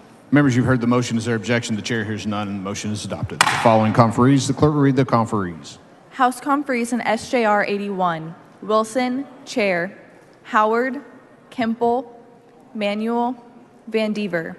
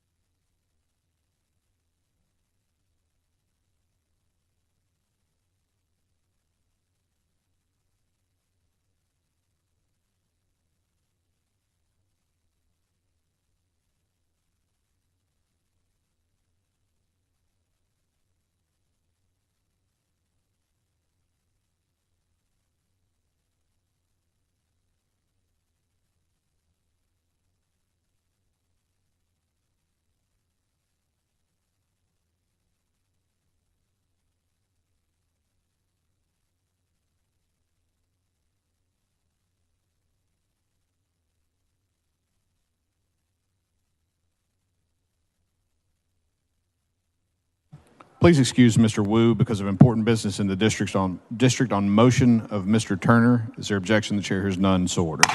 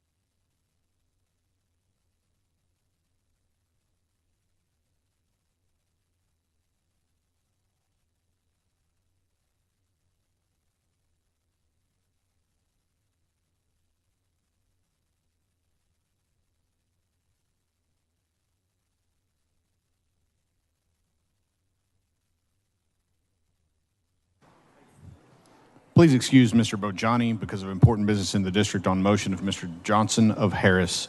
Without objection, so ordered.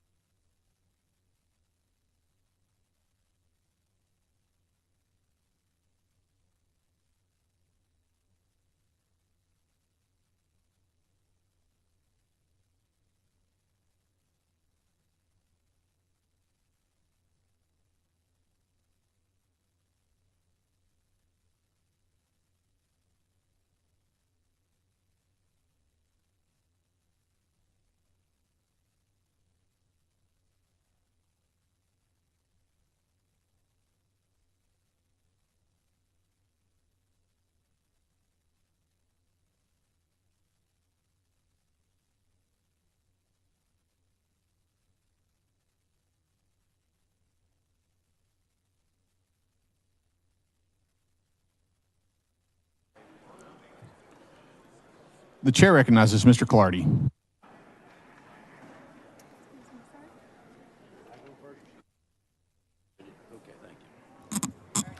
Thank you, Mr. Speaker. I call up HB 3456 with Senate amendments. Chair lays out HB 3456 with Senate amendments and recognizes Mr. Clardy to explain the Senate amendments.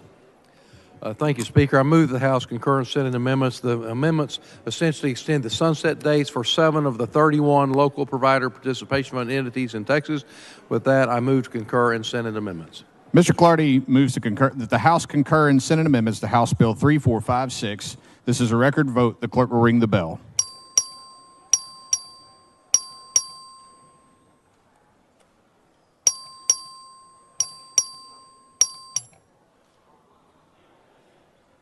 Have all voted? There being 118 ayes, 15 nays, the House concurs in Senate amendments to House Bill 3456.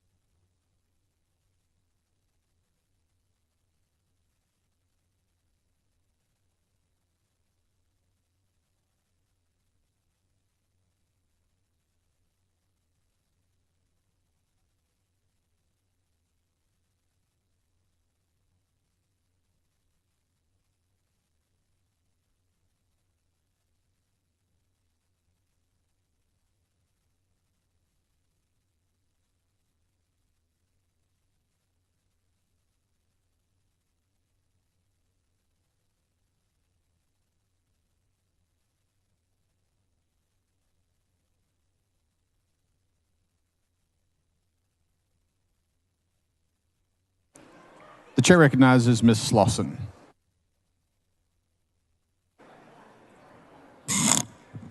Mr. Speaker, I call up HB 18 with Senate amendments. The chair lays out House Bill 18 with Senate amendments and recognizes Ms. Slauson to explain the Senate amendments.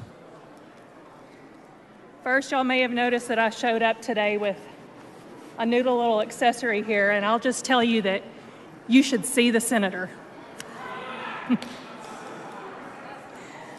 But in seriousness, members, where we're at today, in large part, is because over 20 years ago, and to this day, the federal government and Federal Trade Commission have failed to protect children. The rules they promulgated for the Child Online Privacy Protection Act have done nothing to curb the tech industry's unrelenting desire to monetize our children at the expense of their physical and mental well-being. I greatly appreciate the Senate's willingness to share in our mission to protect our vulnerable children. And to that end, I want to make sure that this legislation is airtight and would like to continue that conversation with them. And for that reason, I refuse to concur on Senate amendments and move that the House, or move to request the appointment of a conference committee. Ms. Slauson moves that the House refuse to concur in Senate amendments to House Bill 18 and requests the appointment of a conference committee. Is there objection? The chair hears none, and the motion is granted.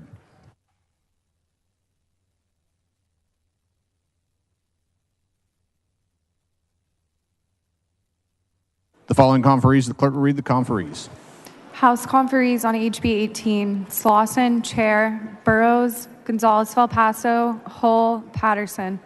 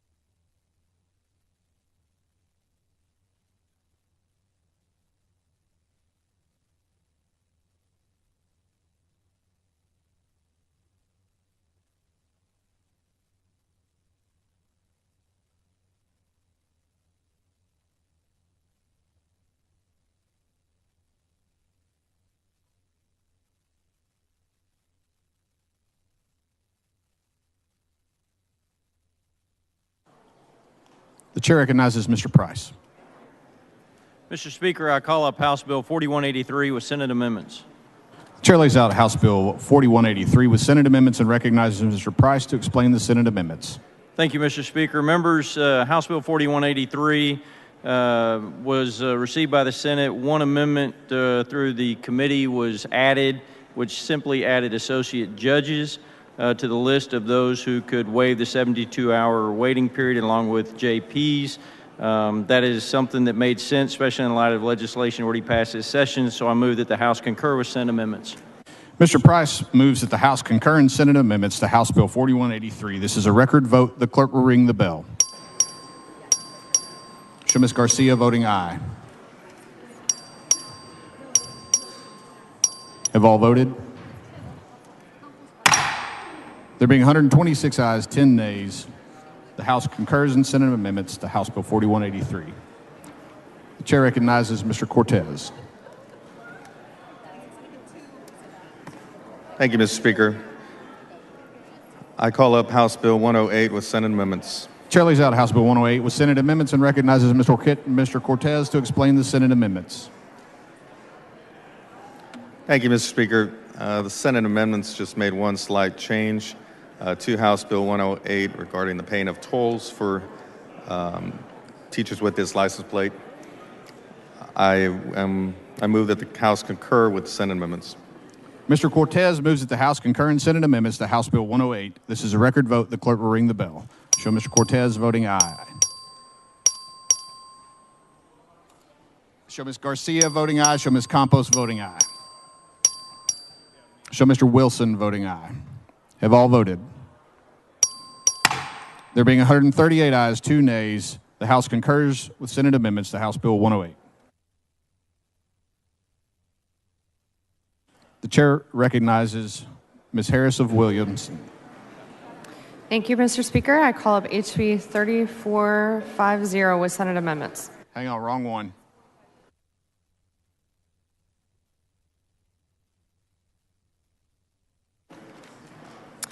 Mr. Speaker, I call up 4500 with Senate amendments. HB 4500. The chair lays out House Bill 4500 with Senate amendments and recognizes Ms. Harris of Williamson to explain the Senate amendments. Thank you, Mr. Speaker. Members, the Senate amendment simply strikes Chapter 1682 to exclude nonprofit agricultural organizations from being included in the bill. I move to concur with the Senate amendments on HB 4500. Ms. Harris moves that the House concur in Senate amendments to House Bill 4500. This is a record vote. The clerk will ring the bell.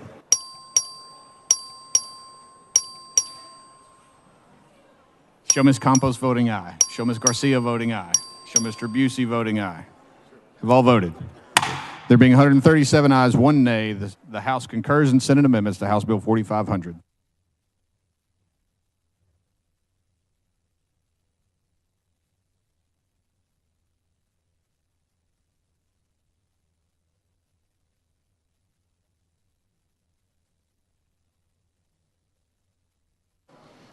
The chair recognizes Mr. Wilson. Thank you, Mr. Speaker. I call up House Bill 5180 with Senate amendments. Chair lays out House Bill 5180 with Senate amendments and recognizes Mr. Wilson to explain the Senate amendments. Yes, members, the Senate made one change, making cast vote records and anonymous scan ballot images available the day following the final canvass of the election. And with that, I move that the House concur in the Senate amendments. Mr. Wilson moves that the House concur in Senate amendments to House Bill 5180. This is a record vote. The clerk will ring the bell. Show Mr. Wilson voting aye. Show Mr. Busey voting aye. Show Ms. Campos voting aye.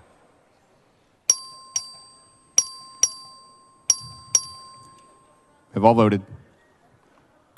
There being 138 ayes, 1 nay, the House concurs in Senate amendments to House Bill 5180. The chair recognizes Mr. Hayes. Mr. Speaker, I call up House Bill 2323 with Senate amendments. The chair lays out House Bill 2323 with Senate amendments and recognizes Mr. Hayes to explain the Senate amendments. House Bill 2323 is the Our Texas license plate bill to commemorate the 100th anniversary of our state song. And Barbara's going to sing it for you. We sent it over as a general issue license plate as requested. And the Senate was kind enough to send it back as a specialty license plate. With that said, Mr. Martinez-Fisher, for what purpose? Gentleman yield. The gentleman yield for questions. Yes, sir. The gentleman yields. Representative, did you say there were some Senate amendments on this bill? Yes, sir. Were those amendments on paper? Yes, sir. They're on paper? They're on paper. Mr. Speaker? I'm reading from the paper. Mr. Martinez-Fisher, for what purpose? I rise to raise a point of order on this bill pursuant to Rule 11, Section 99A. It's not a... Actually, I the point of order is Speaker, I well move taken. the House concur in the Senate amendments. Mr. Hayes moves that the House concur in Senate amendments to House Bill 2323. This is a record vote. The clerk will ring the bell. Show Ms. Campos voting aye. Have all voted? There being 137 ayes, 1 nay, the House concurs in Senate amendments to House Bill 2323. The chair recognizes Ms. Campos. Thank you, Mr. Speakers. I call up House Bill 3466 with Senate amendments. The chair lays out House Bill 3466 with Senate amendments and recognizes Ms. Campos to explain the Senate amendments. Mr. Speaker, I move to concur with the Senate amendments.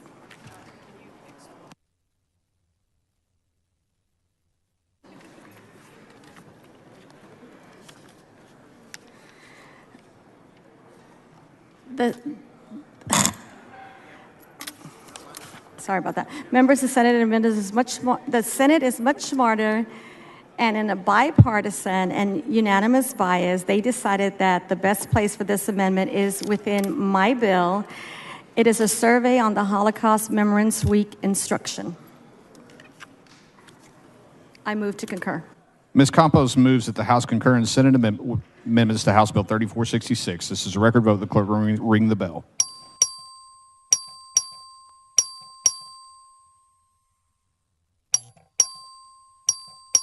Have all voted? There being 180 ayes, 29 nays, the House concurs with Senate amendments to House Bill 3466.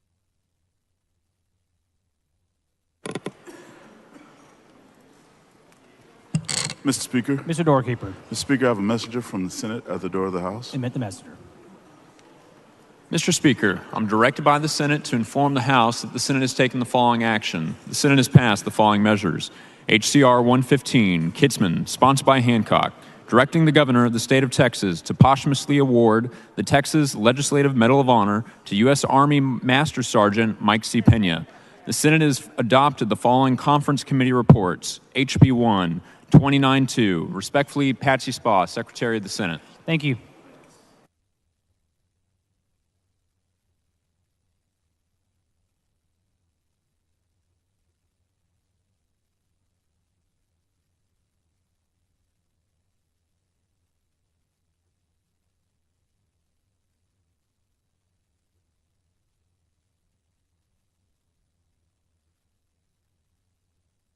The chair recognizes Ms. Johnson of Dallas.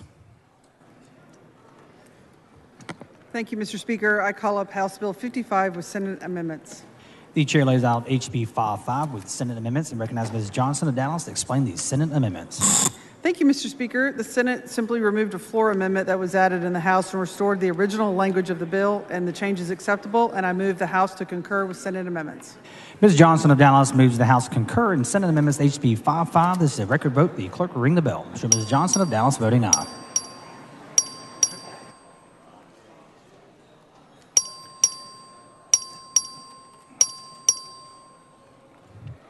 Have all members voted? There have been 139 ayes and 0 nays. HB 55 is passed with Senate amendments. The chair recognizes Mr. Burns. Mr. Speaker, members, I call up House Bill 2129 with Senate amendments. The chair lays out HB 2129 with Senate amendments. Recognize Mr. Burns to explain these Senate amendments.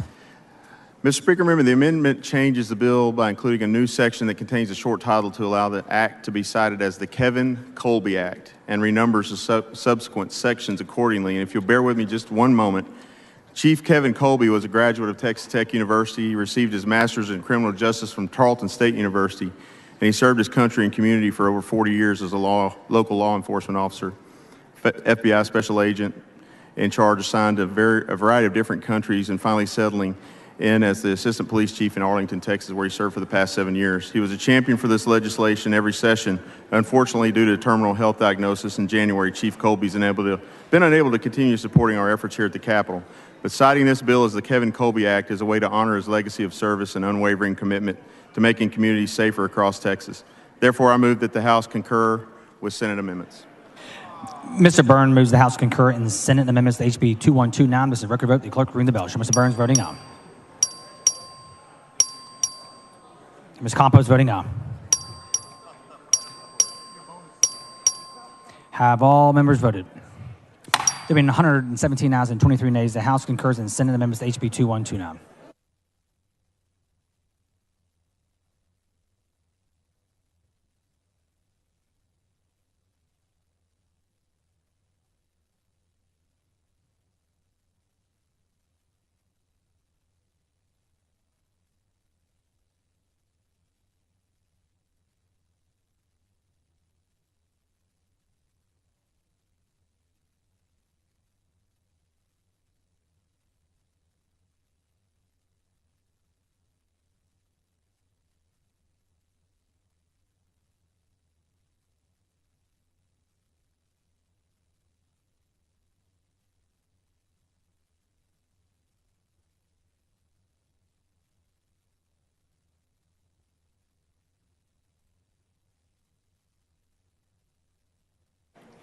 The chair recognizes Mr. Guillen. Thank you, Mr. Speaker. I call up House Bill 1287 with Senate amendments. The chair lays out HB 1287 with Senate amendments and recognizes Mr. Guillen to explain these Senate amendments. Thank you, Mr. Speaker. Members, the Senate amendments adjust the vehicle asset limit used to determine SNAP. And so I move that the House concur with Senate amendments. Mr. Gann moves the House to concur in Senate Amendments to HB 1287. This is a record vote. The clerk will ring the bell. Show Mr. Gann voting aye. Have all members voted? There have been 108 ayes and 28 nays. The House concurs in Senate Amendments to HB 1287. Mr. Holland, for what purpose? Mr. Speaker, I move to have Chairman Burns' comments from House Bill 2129 reduced to writing and placed in the Journal. Members have their motions. Objection. Chair hears none. So ordered.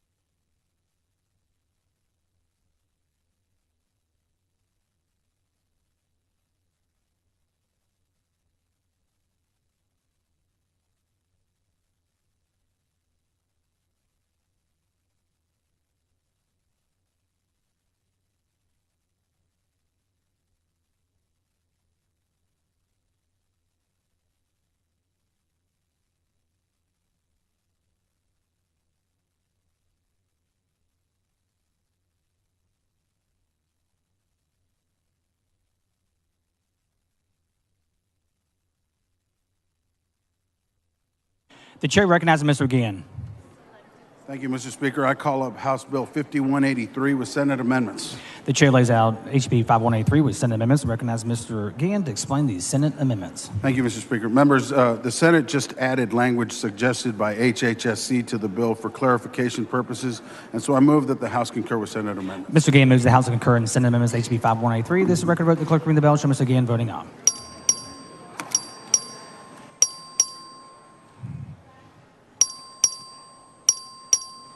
Have all members voted? There have been 133 ayes and 5 nays. The House concurs in Senate amendments to HB 5183.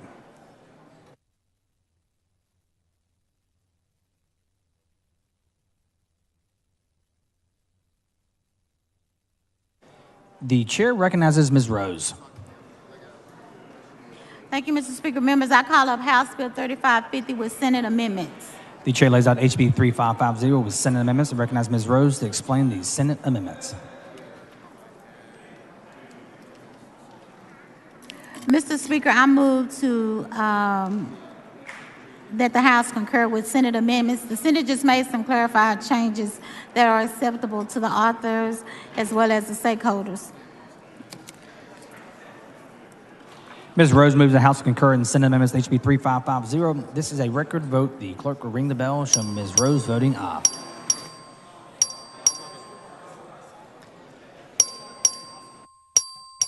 Have all members voted?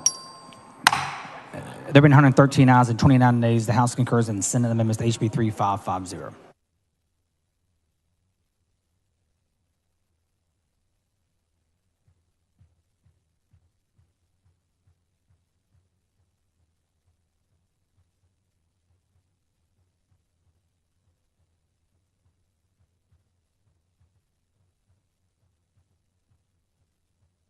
The chair recognizes Mr. Jatan. Thank you, Mr. Speaker. I call up House Bill 3453 with Senate amendments. The chair recognizes the chair lays out HB 3453 with Senate amendments and recognizes Mr. Jatan to explain these Senate amendments. Thank you, Mr. Speaker. They made a minor technical change, and so I move to concur with the Senate amendments. Mr. Jatan moves the House concur in Senate amendments to HB 3453. This is a record vote. The clerk will ring the bell. Show Mr. Jatan voting aye.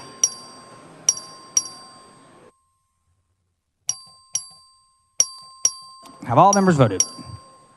There have been 116 ayes and 26 nays. The House concurs in Senate amendments to HB 3453. The chair recognizes Mr. Thompson of Brazoria. Thank you, Mr. Speaker. I call up House Bill 114 with Senate amendments. The chair lays out HB 1114 with Senate amendments and recognizes Mr. Thompson to explain these Senate amendments. Thank you, Mr. Speaker. Members, after my office diligently worked with the Senate and stakeholders to develop these amendments to strengthen the bill, we coalesced around a great policy for educators and state. Mr. Speaker, I move that the House concur with Senate amendments. Mr. Thompson moves the House concur in Senate amendments to HB 114. This is a record vote. The clerk will ring the bell. Show Mr. Thompson of Brazoria voting aye.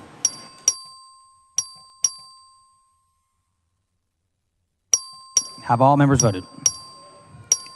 There have been 136 ayes and 6 nays. The House concurs in Senate amendments to HB 114.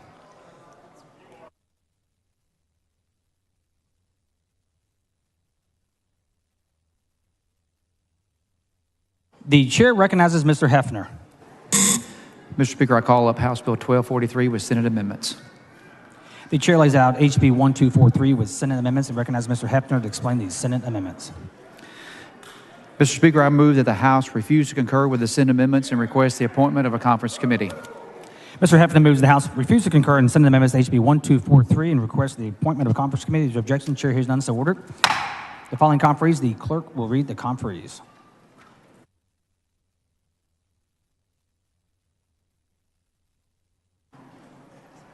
House conferees on HB 1243. Hefner, Chair. Busey, Burrows, Manuel, Smith.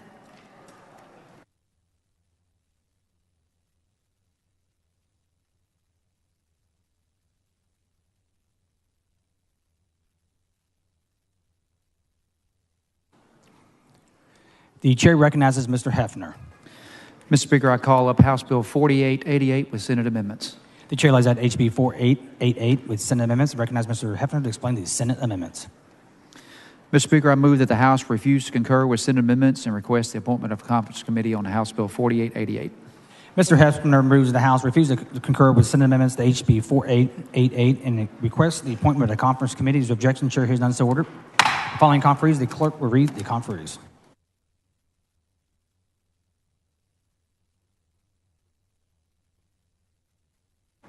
House conferees on HB 4888. Hefner, Chair. Campos, Frank, Shaheen, Theory.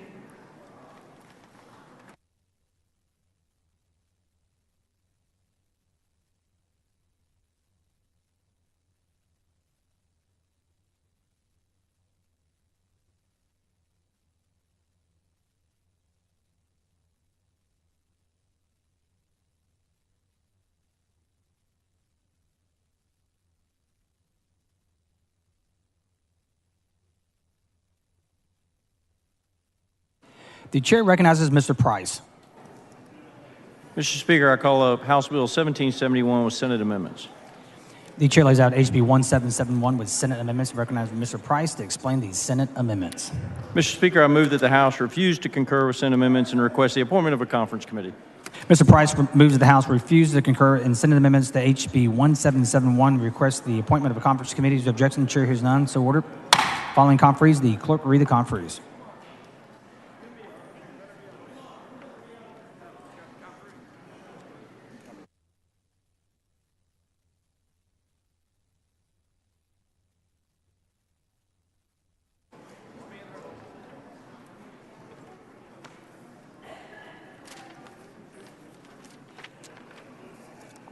House conferees on HB 1771. Price, Chair. King of Hemphill, Click, Smith, Theory.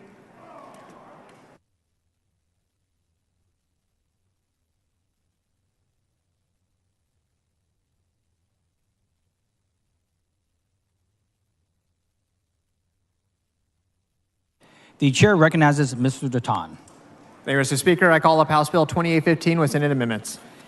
The chair lays out HB 2815 with Senate amendments and recognizes Mr. Dutton to explain the Senate amendments. And the Senate combined both 2815 and 2816, which both passed out of the House here and on the Senate side. And so I move that the House concur with Senate amendments. Mr. Dutton moves the House concur in Senate amendments to HB 2815. This is a record vote. The clerk will ring the bell.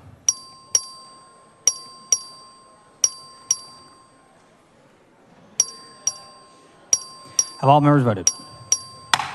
There have been 129 ayes and 9 nays. The House concurs in Senate amendments to HB 2815. The chair recognizes Dr. Stuckey. Mr. Speaker, I call up House Bill 5105 with Senate amendments. The chair lays out HB 5105 with Senate amendments and recognizes Dr. Stuckey to explain the Senate amendments. This is the bill to give Denton County Hot Fund Authority. The Senate stripped out some of the language on a local advisory council that is going to instead be implemented by the county independent of the statute. And Mr. Speaker, I move that the House concur with the Senate amendments. Dr. Stuckey moves the House concur in Senate amendments HB 5105. This is a record vote. The clerk will ring the bell. Show Dr. Stuckey voting aye.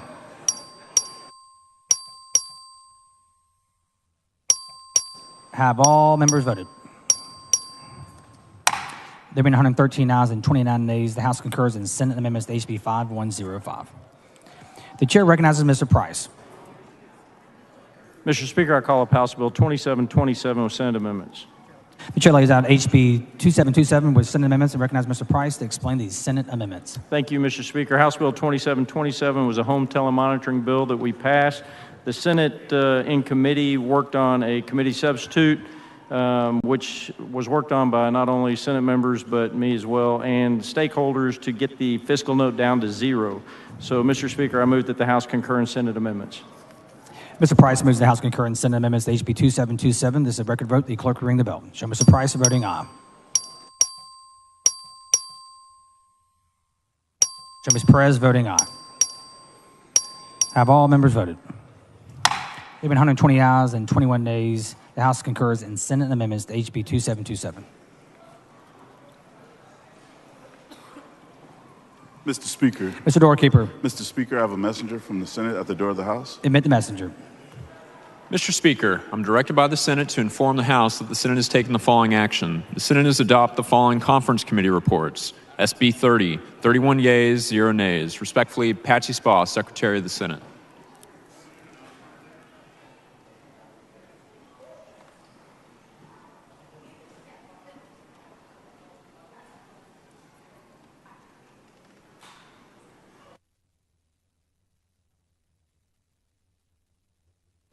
The chair recognizes Mr. Canales. Mr. Speaker, I call up House Bill 3672 with Senate amendments. The chair lays out HB 3672 with Senate amendments. Recognize Mr. Canales to explain the Senate amendments. Thank you, Mr. Speaker. Members, this is relating to the designation of portion of the state highway system for our deceased peace officers. The Senate made some cleanups, and I move to concur. Mr. Canales moves the House to concur in Senate amendments to HB 3627. This is a record vote. The clerk will ring the bell. Show Mr. Canales voting aye.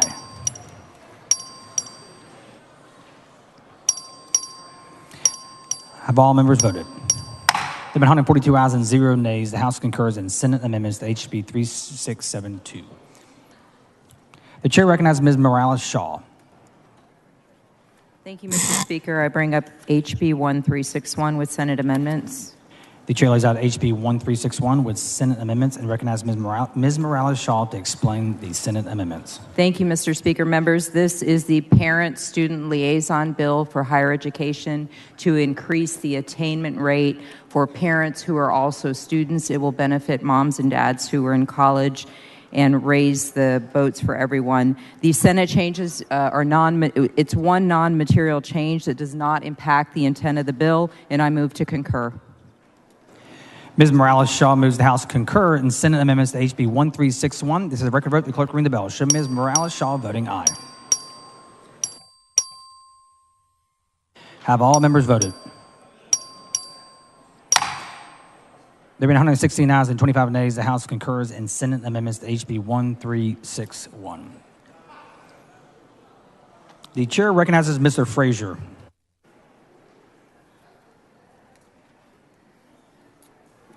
Mr. Speaker, I call up HB 3424 with Senate amendments.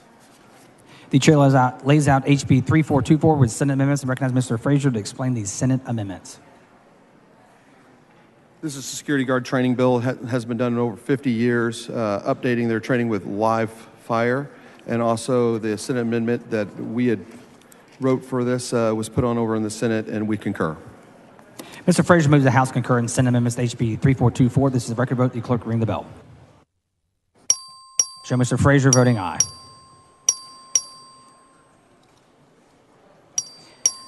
Have all members voted? There have been 133 ayes and 7 nays. The House concurs in Senate amendments to HB 3424.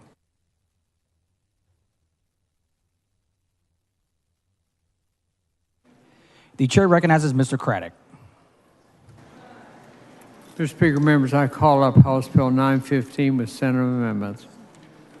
The chair lays out HB 915 with Senate amendments and recognizes Mr. Craddock to explain the Senate amendments.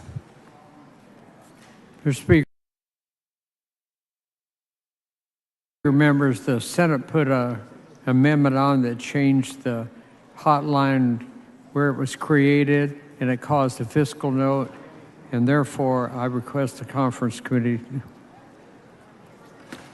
I move not to concur in Senate amendments and request the conference committee. Mr. Craddock moves the House not concur in Senate amendments to HB 915 and requests the appointment of a conference committee. Whose objection, the chair hears none, so ordered. The following conferees, the clerk will read the conferees.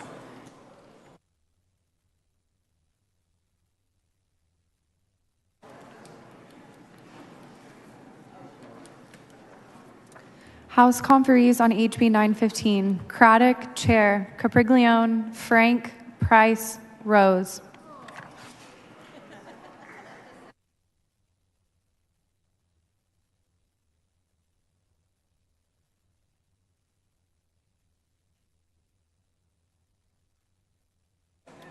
The chair recognizes Ms. Noble. Thank you, Mr. Speaker. I call up House Bill 4696 with Senate amendments. The chair lays out HB 4696 with Senate amendments and recognizes Ms. Noble to explain the Senate amendments. Thank you, Mr. Speaker. The changes in the Senate corrected drafting errors, and I move that the House concur with Senate amendments. Ms. Noble moves the House concur in Senate amendments to HB 4696. This is a record vote. The clerk will ring the bell. Show Ms. Noble voting aye.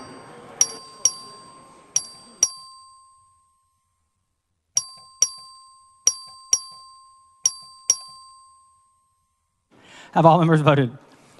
There have been 138 ayes and 0 nays. The House concurs in Senate amendments to HB 4696.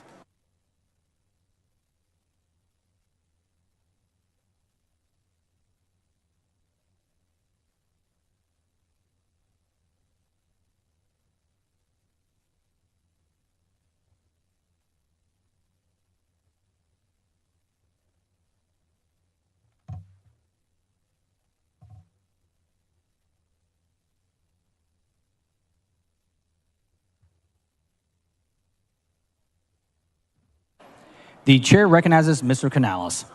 Mr. Speaker, member, I move that the House call up House Bill 2190 with Senate amendments. The chair lays out HB 2190 with Senate amendments and recognizes Mr. Canales to explain the Senate amendments. Mr. Speaker, members, due to concerns raised by Texans for lawsuit reform, we changed the bill to collisions, not crashes. So that means, Reggie, you can vote for the bill now. I move to concur.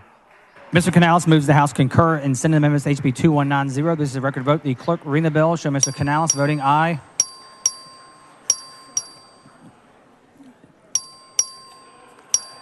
Have all members voted?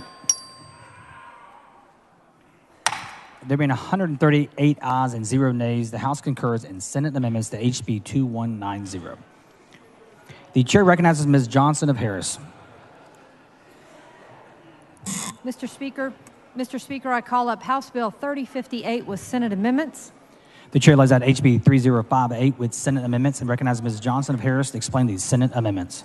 Thank you, Mr. Speaker. I want to thank the joint authors on this side of Chairman Leach and Shelby Slauson and Senator Hughes for their work on this bill. Mr. Speaker, I move that the House concur in Senate amendments. Ms. Johnson moves the House concur in Senate amendments to HB 3058. This is a record vote. The clerk will ring the bell. So Ms. Johnson of Harris voting aye.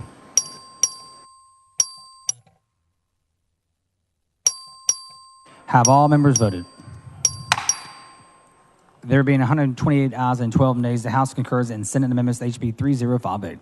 The chair recognizes Mr. Guillen. Thank you, Mr. Speaker. I call up House Bill 4123 with Senate amendments. The chair lays out HB 4123 with Senate amendments and recognizes Mr. Guillen to explain these Senate amendments. Thank you, Mr. Speaker. Members, the Senate added simple cleanup language suggested by stakeholders, and I move that the House concur with Senate amendments. Mr. Guillen moves the House concur in Senate amendments to HB 4123. This is a record vote. The clerk will ring the bell. Show Mr. Guillen voting aye.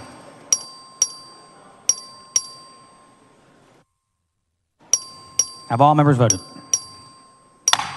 There being 140 ayes and 0 nays, the House concurs in Senate amendments to HB 4123. The chair recognizes Mr. Raymond. Thank you, Mr. Speaker. I call up House Bill 5405 with Senate amendments.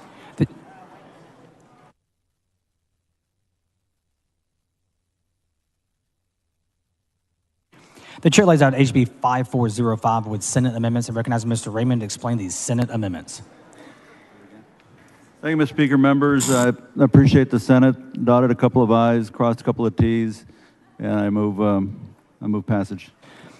Mr. Raymond moves the House concur in Senate amendments to HB 5405. This is a record vote. The clerk will ring the bell. Show Mr. Raymond voting aye.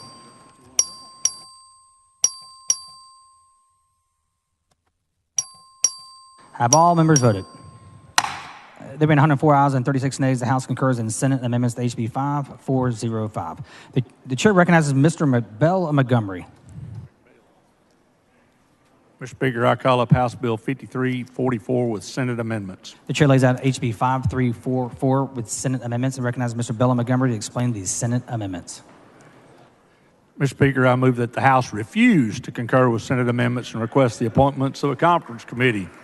Mr. Bell moves that the House refuse to concur in Senate amendments to HB 5344 and request the appointment of the conference committees. The objection, chair hears none, so ordered. Following conferees, the clerk will read the conferees.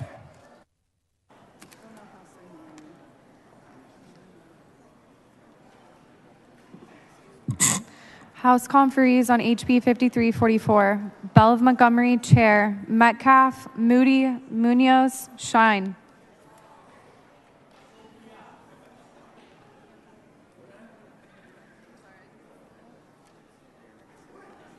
The chair recognizes Mr. Holland. Thank you, Mr. Speaker. I call up House Bill 1620 with Senate amendments.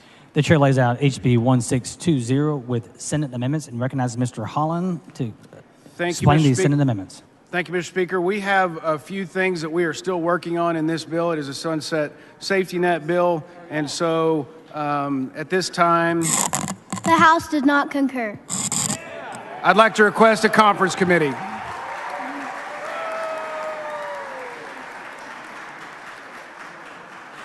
Mr. Holland and the Holland girls move that the House refuse to concur in Senate amendments to HB 1620 and request the appointment of a conference committee. To object, and chair hears none, so ordered. Following conferees, the clerk will read the conferees.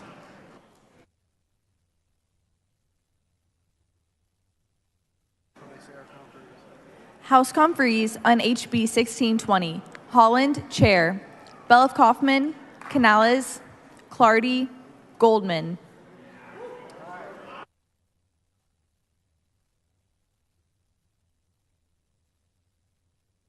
The chair recognizes Ms. Swanson.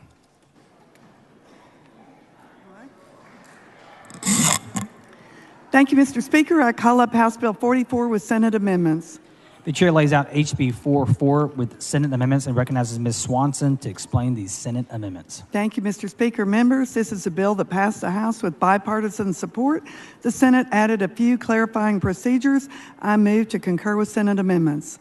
Ms. Swanson moves the House concur in Senate amendments to HB 44. This is a record vote. The clerk will ring the bell. Show Ms. Swanson voting aye.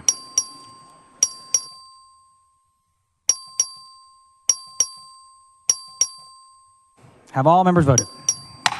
There being 104 ayes and 32 nays, the House concurs in Senate amendments to HB 44.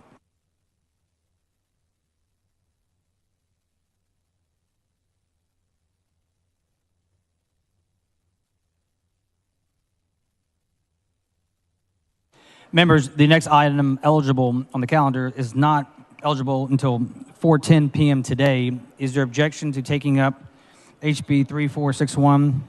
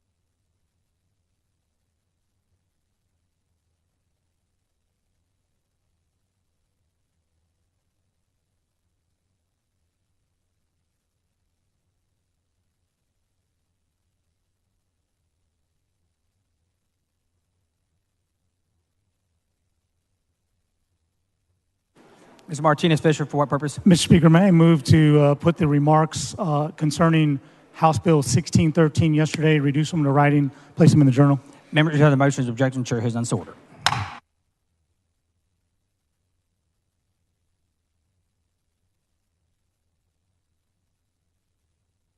The chair recognizes Dr. Bonin. Thank you, Mr. Speaker. I call up House Bill 3461 with Senate amendments. The chair lays out HB 3461 with Senate amendments and recognizes Dr. Bonin to explain the Senate amendments. Thank you, Mr. Speaker. This is our biannual funds consolidation legislation. The changes that occurred are updates based on legislation that has passed that either creates or abolishes funds and information related to that from the comptroller, and I move to concur with Senate amendments. Dr. Bonin moves the House concur in Senate amendments to HB 3461. This is a record vote. The clerk will ring the bell. Show Dr. Bonin voting aye.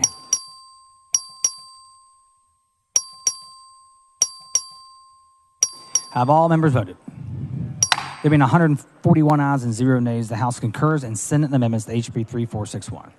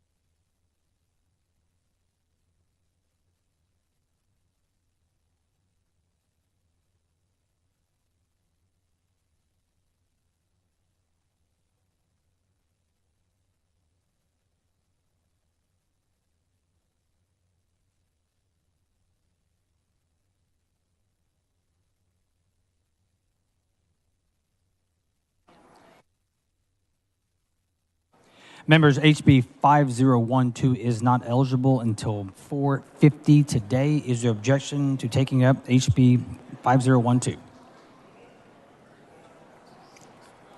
The chair recognizes Mr. Clardy. Thank you, Mr. Speaker. I call up HB 5012 with Senate amendments. The chair lays out HB 5012 with Senate amendments and recognizes Mr. Clardy to explain the Senate amendments. Thank you, Mr. Speaker. The amendment simply removed a couple of jurisdictions that we've already passed. I move to concur in Senate amendments.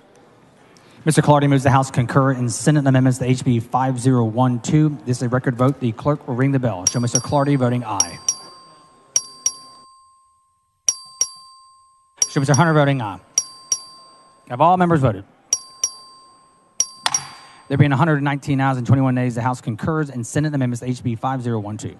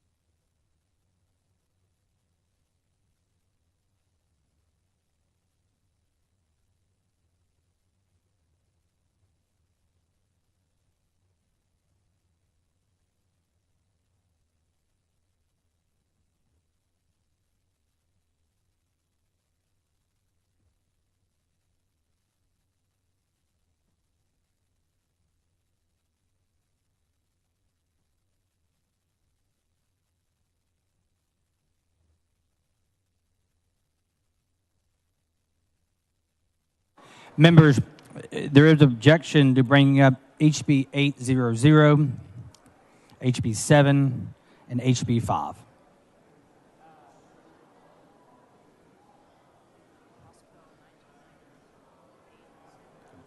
Members, HB 1998 is not eligible until 5:30 today. Is there objection to taking up HB 1998?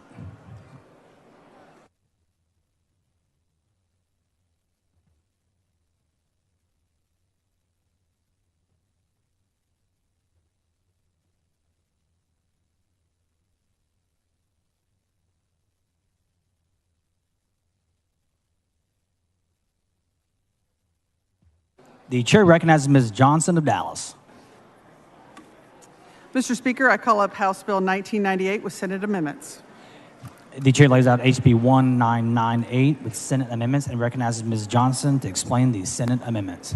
Thank you, Mr. Speaker. The Senate removed a provision that would have lowered the number of expert physician reviewers for the Texas Medical Board investigation process from 2 to 1, except for in cases of death or serious harm. The Senate also amended Senator Campbell's SB 1086 onto this, which would allow the Texas Medical Board to collect a surcharge on the annual licensing fee to fund the Texas Physician Health Program.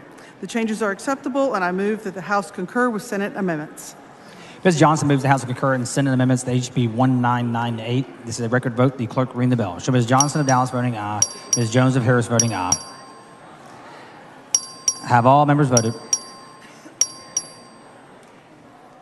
There being 120 ayes and 16 nays, the House concurs in Senate amendments to HB 1998.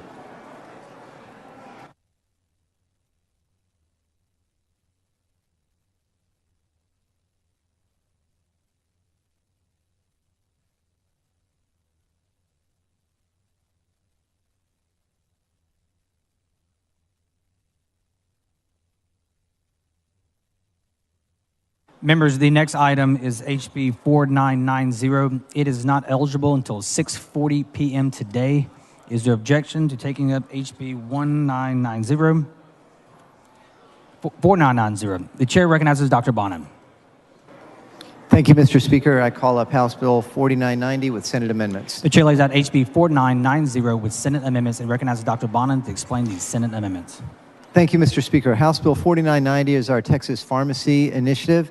The Senate made some really good changes to this legislation requiring a business plan and also some organizational structure changes. And I really appreciate Senator Colcourse and Lieutenant Governor's office working with us on that. This is going to be an excellent piece of legislation, and I move to concur with Senate amendments. Dr. Bonham moves the House concur in Senate amendments to HB 4990. This is a record vote. The clerk will ring the bell. Show Dr. Bonham voting no.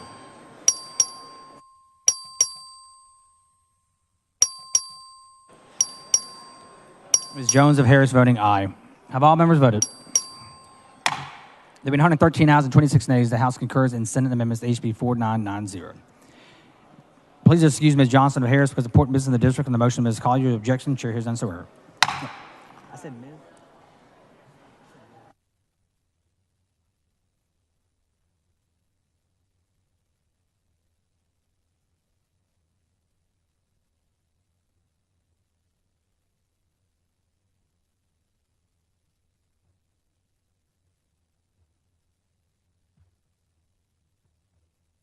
Is Mr. Leach on the floor of the House?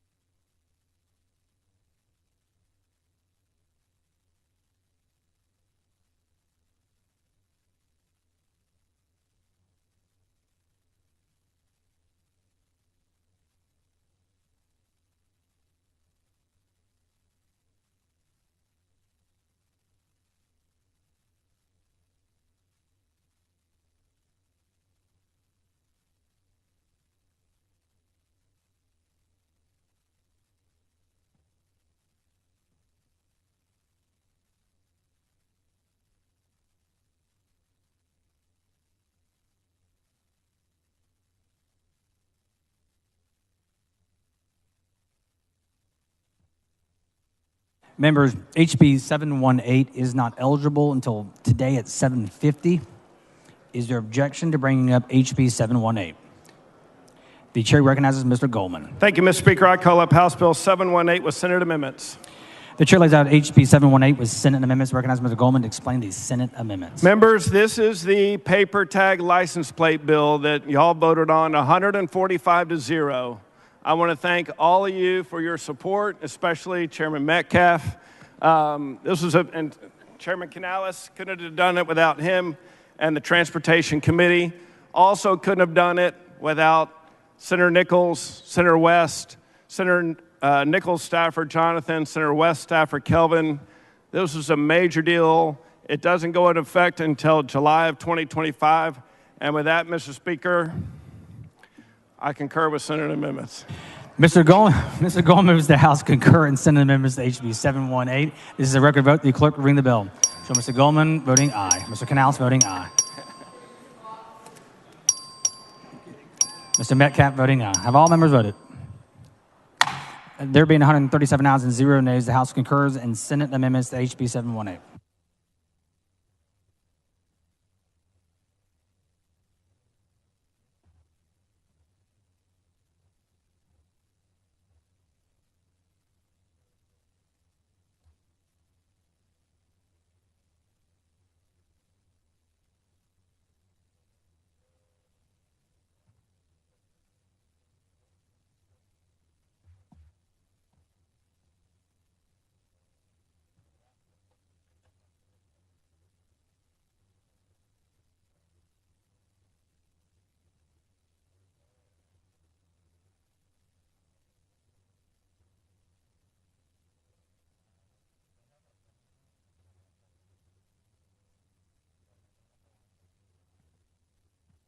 Members, we're moving on to conference committee reports. The next item is HB 2601. It is not eligible until 3:50 today. Is there objection to taking up SB 2601?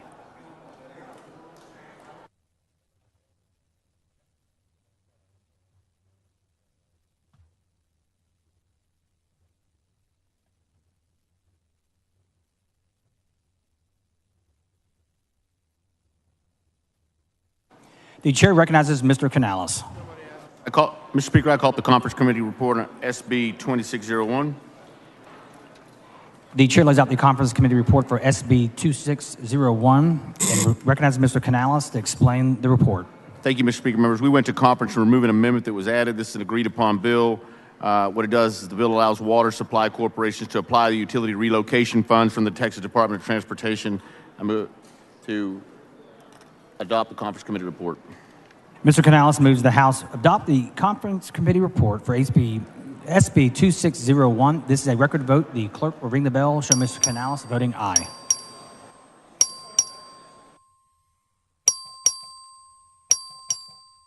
Have all members voted? There have been 136 ayes and 0 nays. The House adopts the conference committee report for SB 2601.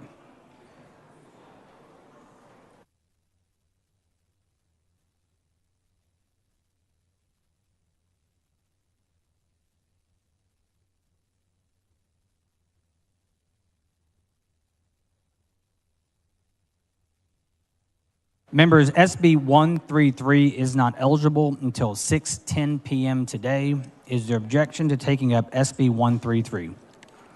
The chair recognizes Ms. Hull. Thank you, Mr. Speaker. I call up the conference committee report on SB 133. The chair lays out the conference committee report for SB 133 and recognizes Ms. Hull to explain the report. Members, the conference committee report returns the bill back to what is a similar introduced version and prohibits the use of certain restraints on students 5th grade and younger. Mr. Speaker, I move adoption. Ms. Hull moves the House adopt the conference committee report for SB 133. This is a record vote. The clerk will ring the bell. Show Ms. Hull voting aye.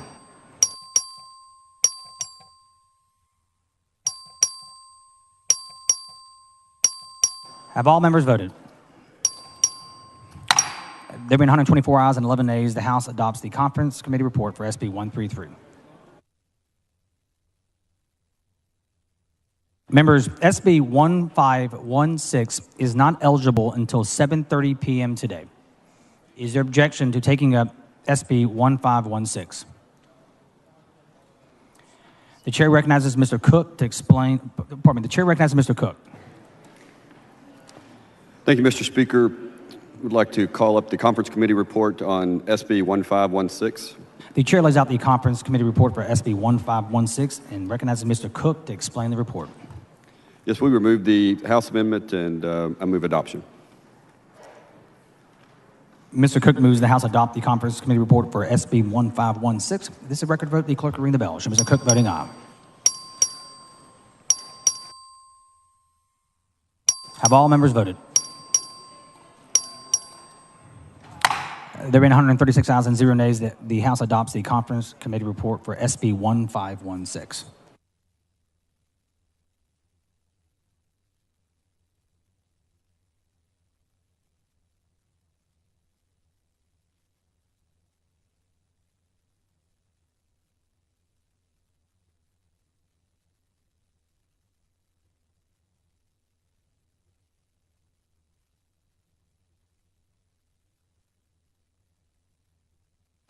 The chair recognizes Mr. Shaheen for a motion. Thank you, Mr. Speaker. I move to grant the request of the Senate to appoint a conference committee on SB 12. Members of the motion's objection, the chair hears none. The motion is adopted. The following conferees, the clerk will read the conferees. House conferees on SB 12. Shaheen, Chair. Guerin, Harris of Williamson, Moody, Patterson.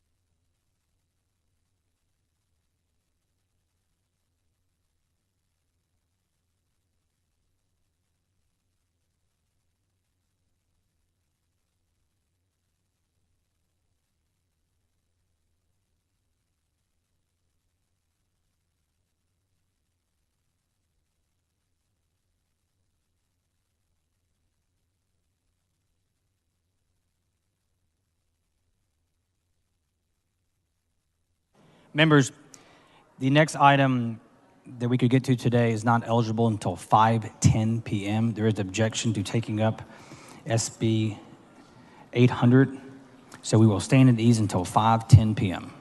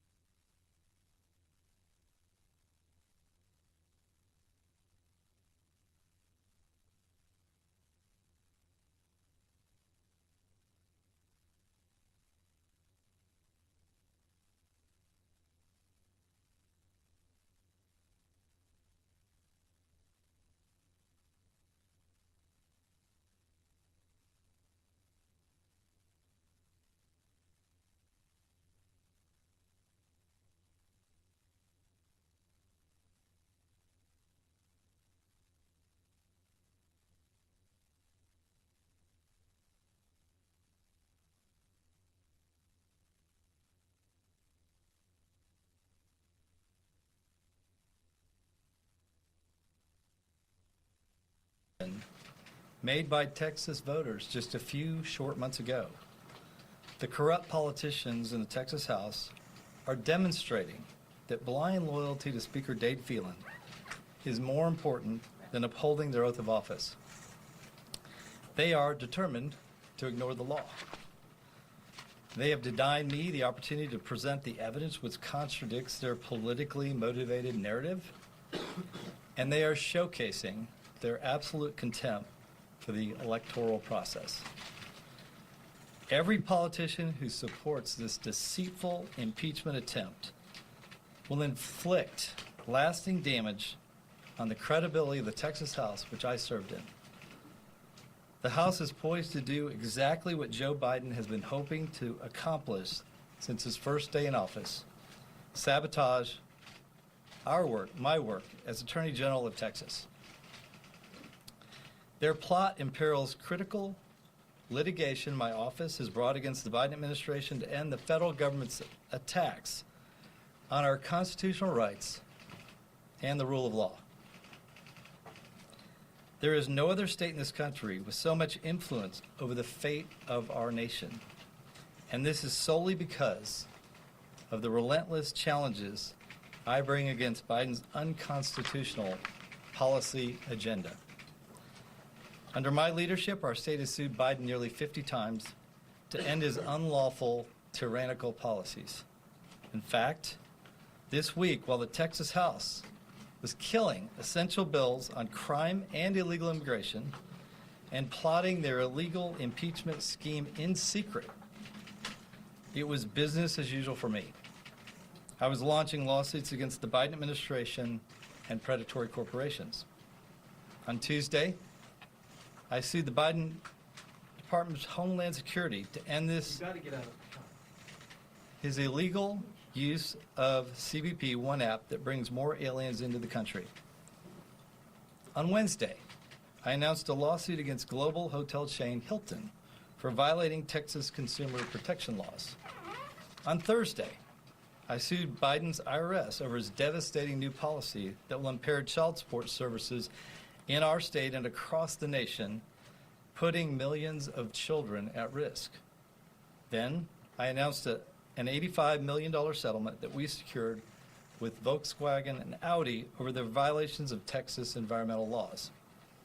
For us, it's pretty routine. As Attorney General, I'm leading dozens of urgent challenges against Biden's unlawful policies.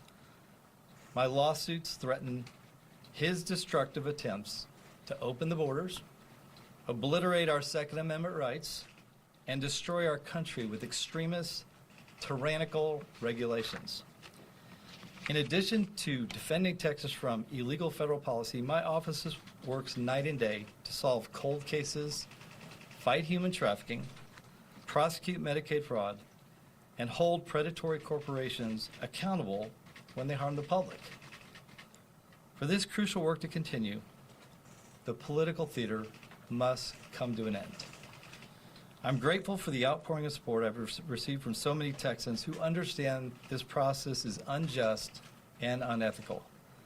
The fact that I was prohibited from presenting evidence to defend myself reveals that this shameful process was curated from the start as an act of political retribution.